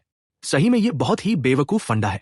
और वो क्विंटन को देखते हुए सोचती है चलो मैंने इसका नाम सोच लिया है, मैं अब इसे बाय बुलाऊंगा, ये नाम इसके लिए अच्छा हुआ। और फिर हमें कैंप का सीन दिखाया जाता है जहां पर ईलन और क्विंटन आपस में बैठे हुए होते हैं, जहां पर क्विंटन बता रहा होता है कि हालांकि मैं उस पांडा को अपना पेट बनाने के प्रोसेस में लग गया हूं लेकिन उसे टेम करने में लगभग मुझे 2 महीने लग जाएंगे। मैंने उसका नाम बाई रखा है। जिसे सुनकर ईलन बोलती है क्या बाई? और क्विंटन वहां पर एक पोज बनाते हुए बोलता है हाँ, मैंने उस पांडा का यही नाम रखा है, बता भी ये कैसा है। ईलन उसकी बातों को सुनकर मुंह बनाते हुए सोच रही होती है मुझे यहाँ पर क्विंटन को कॉम्प्लीमेंट कर देना चाहिए। और वो ईलन को देखते हुए बोल रहा होता है आखिरकार तुम्हारे साथ क्या गलत हुआ है, तुम खाना क्यों नहीं खा रही हो। जहां हम देखते हैं कि ईलन की हालत थोड़ी सी खराब होती है, वो अपने पेट को पकड़ते हुए बोलती है नहीं, मेरा थोड़ा मन नहीं खाने का। और क्विंटन ईलन को देखते हुए बोल रहा होता है कि अब तुम मुझे ये मत बोलना कि तुम्हारे साथ वो हो रहा है। और ये सुनकर ईलन वहां से थोड़ा सा ब्लश करते हुए और चिल्लाते हुए बोलती है नहीं ऐसी बात नहीं है। और क्विंटन इस तरह की हरकत देखकर बोलता है कि मैं बिल्कुल सही कह रहा हूं, ये वही है। और ये सुनकर ईलन भी उसके ऊपर चिल्लाने लगती है और बोलती है क्या तुम अपनी मुंह कुछ देर के लिए शांति रह सकते हो। और क्विंटन बोलता है मुझे माफ कर देना, मैं थोड़ा सा स्ट्रेट फॉरवर्ड हो गया। फिर हमें बताया जाता है कि ईलन अभी कुछ दिनों से थोड़ा सा बैड टेम्पर में रहती है क्योंकि उसका पीरियड का टाइम आ गया है। और दूसरी वजह यह है कि वह थोड़ा सा अपसेट है क्योंकि ये वो नहीं जानती कि इस सिचुएशन में अपने पीरियड के साथ कैसे डील करें। और हम देखते हैं क्विंटन के सर में एक ऊपर से खूबसूरत सा गुब्बारा बना हुआ होता है और क्विंटन सोच रहा होता है कि हालांकि मेरे पास गर्लफ्रेंड नहीं है लेकिन मैं ये सारी बातें अच्छे से जानता हूं और इस आइलैंड में वैसा भी कुछ नहीं है। सही में ईलन को बहुत ज्यादा तकलीफ हो रही है और ये सिचुएशन बहुत ही मुश्किल से अपने आप को संभाल रही होगी। और क्विंटन पूछता है आखिरकार ये कितने दिन में आएगा। यहां पर ईलन बोलती है मुझे नहीं मालूम। यहां पर क्विंटन बोलता है कि क्या तुम्हें मालूम नहीं। और ईलन भी थोड़ा सा शर्मिंदा होते हुए बोलती है क्योंकि ईलन के पास कोई बात शेयर करने के लिए नहीं है और कोई नहीं है। और वहां पर ईलन शर्मिंदा होते हुए बोलती है ऐसे तो नॉर्मली 28 दिन होता है लेकिन अभी से मुझे अजीब फीलिंग आ रही है, शायद से मैं अच्छे से आराम नहीं कर पा रही हूं, इसलिए ये हो सकता है। और फिलहाल इसके बारे में मुझे कोई आइडिया नहीं है ये कब स्टार्ट होने वाला है। यहां पर क्विंटन सोचते हुए बोल रहा होता है कि ओ तुम्हारा मतलब ये शायद कल से भी शुरू हो सकता है, लेकिन क्यों ना हम पेपर बनाएं, शायद से हम समय रहते इसे बना सकते हैं। और ये सुनकर ईलन भी थोड़ा सा खुश हो जाती है और बोलती है क्या हम पेपर को रियलिटी में बना सकते हैं। क्विंटन बोलता है हाँ हम बना तो सकते हैं लेकिन मैं श्योर हूं कि हम उतनी बेहतरीन क्वालिटी का तो नहीं बना सकते हैं जो हम यूज करते हैं। ईलन बोलती है कि ये ठीक है, हालांकि अगर हम लोग पेपर बना सकते हैं तो वही हमारे लिए काफी है। और फिर हमें क्विंटन के द्वारा पेपर के बारे में हिस्ट्री में बताया जाता है जो शायद काम का नहीं है, इसलिए मैं उसे कर रहा हूं। फिर हमें नेक्स्ट मॉर्निंग का सीन दिखाया जाता है जहां पर ईलन सो रही होती है और उसे बहुत ही ज्यादा गंदी स्मेल आती है। वो उठते हुए बोलती है आखिरकार ये गंदी स्मेल कहां से आ रही है, और वो क्विंटन से पूछती है कि आखिरकार उस बोतल के अंदर क्या है। यहाँ पर क्विंटन बताता है कि इसके अंदर ह्यूमन यूरिन है। यहाँ पर ईलन उसकी बात सुनकर थोड़ा सा शॉक होते हुए बोलती है कि तुम ये मत बोलना कि तुम्हारी किसी तरह की हैबिट है। यहाँ पर क्विंटन बोलता है अरे तुम इतनी ज्यादा बेतुकी बातें मत करो, मैं इसे पेपर बनाने के लिए यूज करूंगा। यहाँ पर ईलन बोलती है कि क्या मैंने तो कभी नहीं सुना कि कोई यूरिन का यूज करता है पेपर बनाने के लिए। यहाँ पर बेतुकी बातें मैं नहीं बल्कि तुम कर रहे हो। क्विंटन ईलन से बोलता है क्या तुम यहाँ पर बंबू का यूज करके कुछ जाल बना सकते हो, मैं तब तक वहां पर जाकर ट्यूब बनाऊंगा। और फिर कुछ देर के बाद हम देखते हैं जहां पर ईलन वहां पर वो बना देती है, बंबू को यूज करते ही वो कुछ जाल बनाती है। क्विंटन बोलता है कि हाँ ये अच्छा है, और वो भी कुछ ट्यूब को बना लिया होता है। और ईलन पूछ रही होती है कि इसका क्या काम है, और क्विंटन बताता है कि हालांकि मॉडर्न टेक्निक में सोडियम हाइड्रोक्साइड का यूज किया जाता है पेपर बनाने के लिए, शायद से मैं उसकी जगह पर इस यूरिन का यूज कर सकता हूं। वो लोग वहां पर पेपर बनाने के प्रोसेस में लग जाते हैं। यहाँ पर ईलन सोच रही होती है कि आखिरकार इसके दिमाग में इस तरह के आइलैंड पर भी सोडियम हाइड्रोक्साइड बनाने का ख्याल कैसे आ गया, सही में ये बहुत ज्यादा प्रो है। और ईलन बोलती है कि तुम वहीं पर खड़ी रहो, जरूरत पड़ने पर वाटर ऐड करते रहना। और ये सुनकर ईलन बोलती है ठीक है, और वहां पर क्विंटन अपने सिस्टम के नॉलेज का मदद से केमिकल बना रहा होता है और साथ में प्रोसेस को भी बता रहा होता है। और कुछ देर के बाद वह काम पूरा हो जाता है और ईलन बैठ जाती है और बोलती है कि अगर हमारे पास कोई मॉडर्न टेक्निक होती तो हम लोग इस काम को बहुत ही आसानी के साथ कर सकते थे। हालांकि ये बहुत ही ज्यादा कॉम्प्लिकेटेड है। और फिर कुछ देर आराम करने के बाद ईलन और क्विंटन दोनों ही वाइल्ड ग्रास को कलेक्ट करने के लिए चले जाते हैं ताकि उसकी मदद से वे लोग पेपर बना सके। और फिर क्विंटन उन घासों को 2-3 घंटा बॉईल करने के बाद उन्हें व्हाइट सेलुलोज में बदल देता है और फिर रिवर में जाकर उसे फ्रेश वाटर में धो दिया होता है। और फिर ईलन ने जो बंबू की मदद से फ्रेम बनाया होता है उसकी मदद से वे लोग वहां पर पेपर बनाने लगते हैं। हालांकि ये काम बहुत ही मुश्किल था, लेकिन ईलन और क्विंटन की मेहनत की वजह से ये काम बहुत ही आसानी से कर लेते हैं। और फिर क्विंटन को 1000 पॉइंट्स मिलते हैं। और ईलन पेपर को देखकर क्विंटन से बोल रही होती है कि तुमने इस वीरान आइलैंड पर भी पेपर बना दिया, सही में तुम बहुत ही ज्यादा टैलेंटेड हो। और फिर हमें 3 दिन के बाद का सीन दिखाया जाता है जहां पर क्विंटन कुछ मछलियों को लेकर उस जंग पांडा जिसका नाम सनवाई रखा था उसके पास जाने लगता है। और वह कैप के पास जाता है तो वह पांडा बहुत ही आराम से लेटा हुआ होता है। और जैसे ही क्विंटन को देखता है वो बहुत ज्यादा गुस्सा हो जाता है और वो अपना डिफेंस मोड एक्टिव कर लेता है। लेकिन जब उसकी नजर उन मछलियों पर पड़ती है तो वह तुरंत ही अपने मूड को चेंज कर लेता है और वो खुश हो जाता है। और क्विंटन उस पांडा को देखते हुए बोल रहा होता है कि हालांकि ये 2 दिनों से भूखा है, शायद से इस भूख का फायदा उठाकर मैं इसे टेम कर सकता हूँ, चलो इसे ट्रेनिंग देते हैं। और वो उसे मछली फेंक कर देने लगता है और बोलता है कि इसे कैच करो। और हम देखते हैं कि वो पांडा मछली को आराम से पकड़ ले रहा होता है। और क्विंटन सोच रहा होता है कि अगर इसी तरह मैं इस प्रोसेस में लगा रहा हूं तो 2 महीनों के अंदर मैं इसे आराम से टेम कर सकता हूं और अपना पालतू बना सकता हूं। और क्विंटन वहां से निकल जाता है और वो रिवर की तरफ आता है तो वो मन में सोच रहा होता है कि जब से सनबाई को अपना पालतू बनाने में लगा हूं तब से मैं अपने रिसोर्स को फाइंड करने में वक्त देना छोड़ दिया है, लेकिन शायद से इस रिवर साइड में बहुत सारा रिसोर्स होगा। और उसे चलते चलते एक पौधा दिखता है जो असल में एक जिंजर होता है और सिस्टम उसे बताता है कि ये वाइल्ड जिंजर है जो माउंटेन में पाया जाता है। ये ऑलरेडी हार्वेस्ट स्टेज में पहुंच चुका है, मतलब क्विंटन इसे उखाड़ सकता है। और ये देखकर क्विंटन उसे उखाड़ लेता है। और हमें कैंप का सीन दिखाया जाता है रात में जहां हम ईलन को देखते हैं जिसकी हालत थोड़ी सी खराब होती है। और क्विंटन उसे देखते हुए बोल रहा होता है कि क्या तुम्हारे साथ हमेशा ही ऐसा होता है। ईलन बोलती है कि जब भी ये आता है तो मेरी क्लास में कोई लड़कियां इस तरह का रिएक्ट नहीं करती है, नहीं किसी को बताती है, कभी भी मुझे इससे पहले इतना ज्यादा दर्द नहीं हुआ। क्विंटन उससे पूछता है आखिरकार मैं तुम्हें दर्द को कम करने के लिए क्या हेल्प कर सकता हूँ। ईलन बताती है अगर मेरे पास एक कप कॉफी होती तो मैं अपने बदन को थोड़ा सा गर्म रख सकती हूँ। अभी के लिए क्विंटन उसकी बातें सुनकर बोलता है कि मेरे पास अभी तो ये नहीं है, लेकिन मेरे पास जिंजर है, क्या मैं तुम्हारे लिए जिंजर टी बना दूं। और ये सुनकर ईलन पूछती है क्या तुम्हारे पास फ्रेश जिंजर है, आखिर ये तुम कहां से लाए हो। क्विंटन ईलन को वो जिंजर टी देते हुए बोलता है कि जब मैं रिवर के साइड गया था तो मैंने एक्सीडेंटली इस चीज को देख लिया। और ईलन ये देखकर थोड़ी खुश हो जाती है और वो सोच रही होती है क्या एक्सीडेंटली मैं इस तरह नहीं सोचती हूँ। और जब ईलन उसे पीती है तो बहुत ज्यादा अच्छा महसूस करती है। फिर हमें नेक्स्ट डे का सीन दिखाया जाता है जहां पर क्विंटन उस पांडा के पास आए हुए होते हैं। फिर हमें बताया जाता है कि जनरली जो वाइल्ड एनिमल्स एक चीज का एकदम ख्याल रखते हैं कि आखिरकार वे क्या खा रहे हैं, लेकिन जब वे लोग बहुत ज्यादा भूखे होते हैं, खास करके पांडा, तो वे लोग इस चीज को इग्नोर कर देते हैं। और क्विंटन यहां पर दिमाग लगाकर पहले इस पांडा को डिसेबल कर देता है ताकि वो खुद जाकर फूड को तलाश ना कर सके और फिर उसे हाफ फिश और हाफ बम्बू सूट मिलाकर खाना खिलाने लगता है और ये प्रोसेस लगातार करने लगा तो धीरे धीरे ये चीज काम आने लगी और एक मंथ ऐसा करने के बाद क्विंटन ने एक बम्बू सूट और एक फिश के हिसाब से बारी बारी उस पांडा को खिलाने लगा और हम क्विंटन को देखते हैं जो उस पांडा के गले लगा हुआ होता है और वो कहता है कि मैं ही हूं जो तुम्हें फीड कर रहा हूं, क्या तुम मुझे किसी भी तरह हार्म तो नहीं करोगे। फिर हमें बताया जाता है कि कोइंसिडेंटली धीरे धीरे पांडा का व्यवहार चेंज होने लगता है, वो थोड़ा फ्रेंडशिप होने लगा होता है और वो का विंटन को अपना बैग रब करने के लिए अलाउ करने लगता है और हमें हाफ मंथ बाद का सीन दिखाया जाता है जहां पर क्विंटन उस पांडा के पास कुछ बम्बू सूट लाया होता है और वो बोल रहा होता है कि मैंने अभी इसे फ्रेश तोड़ा है, तुम इसे चेक कर लो, ये बहुत ज्यादा टेस्टी है। और वो पांडा बम्बू को देखता है और उसे खाने का ट्राई करता है और जैसे ही वो बम्बू सूट को खाता है उसका टेस्ट उसे बहुत ही अच्छा लगता है। इसे देखकर क्विंटन बोलता है कि तुम देख रहे हो ना, मैं तुमसे झूठ नहीं बोल रहा हूं, ये वाकई ज्यादा टेस्टी है। और वो सोच रहा था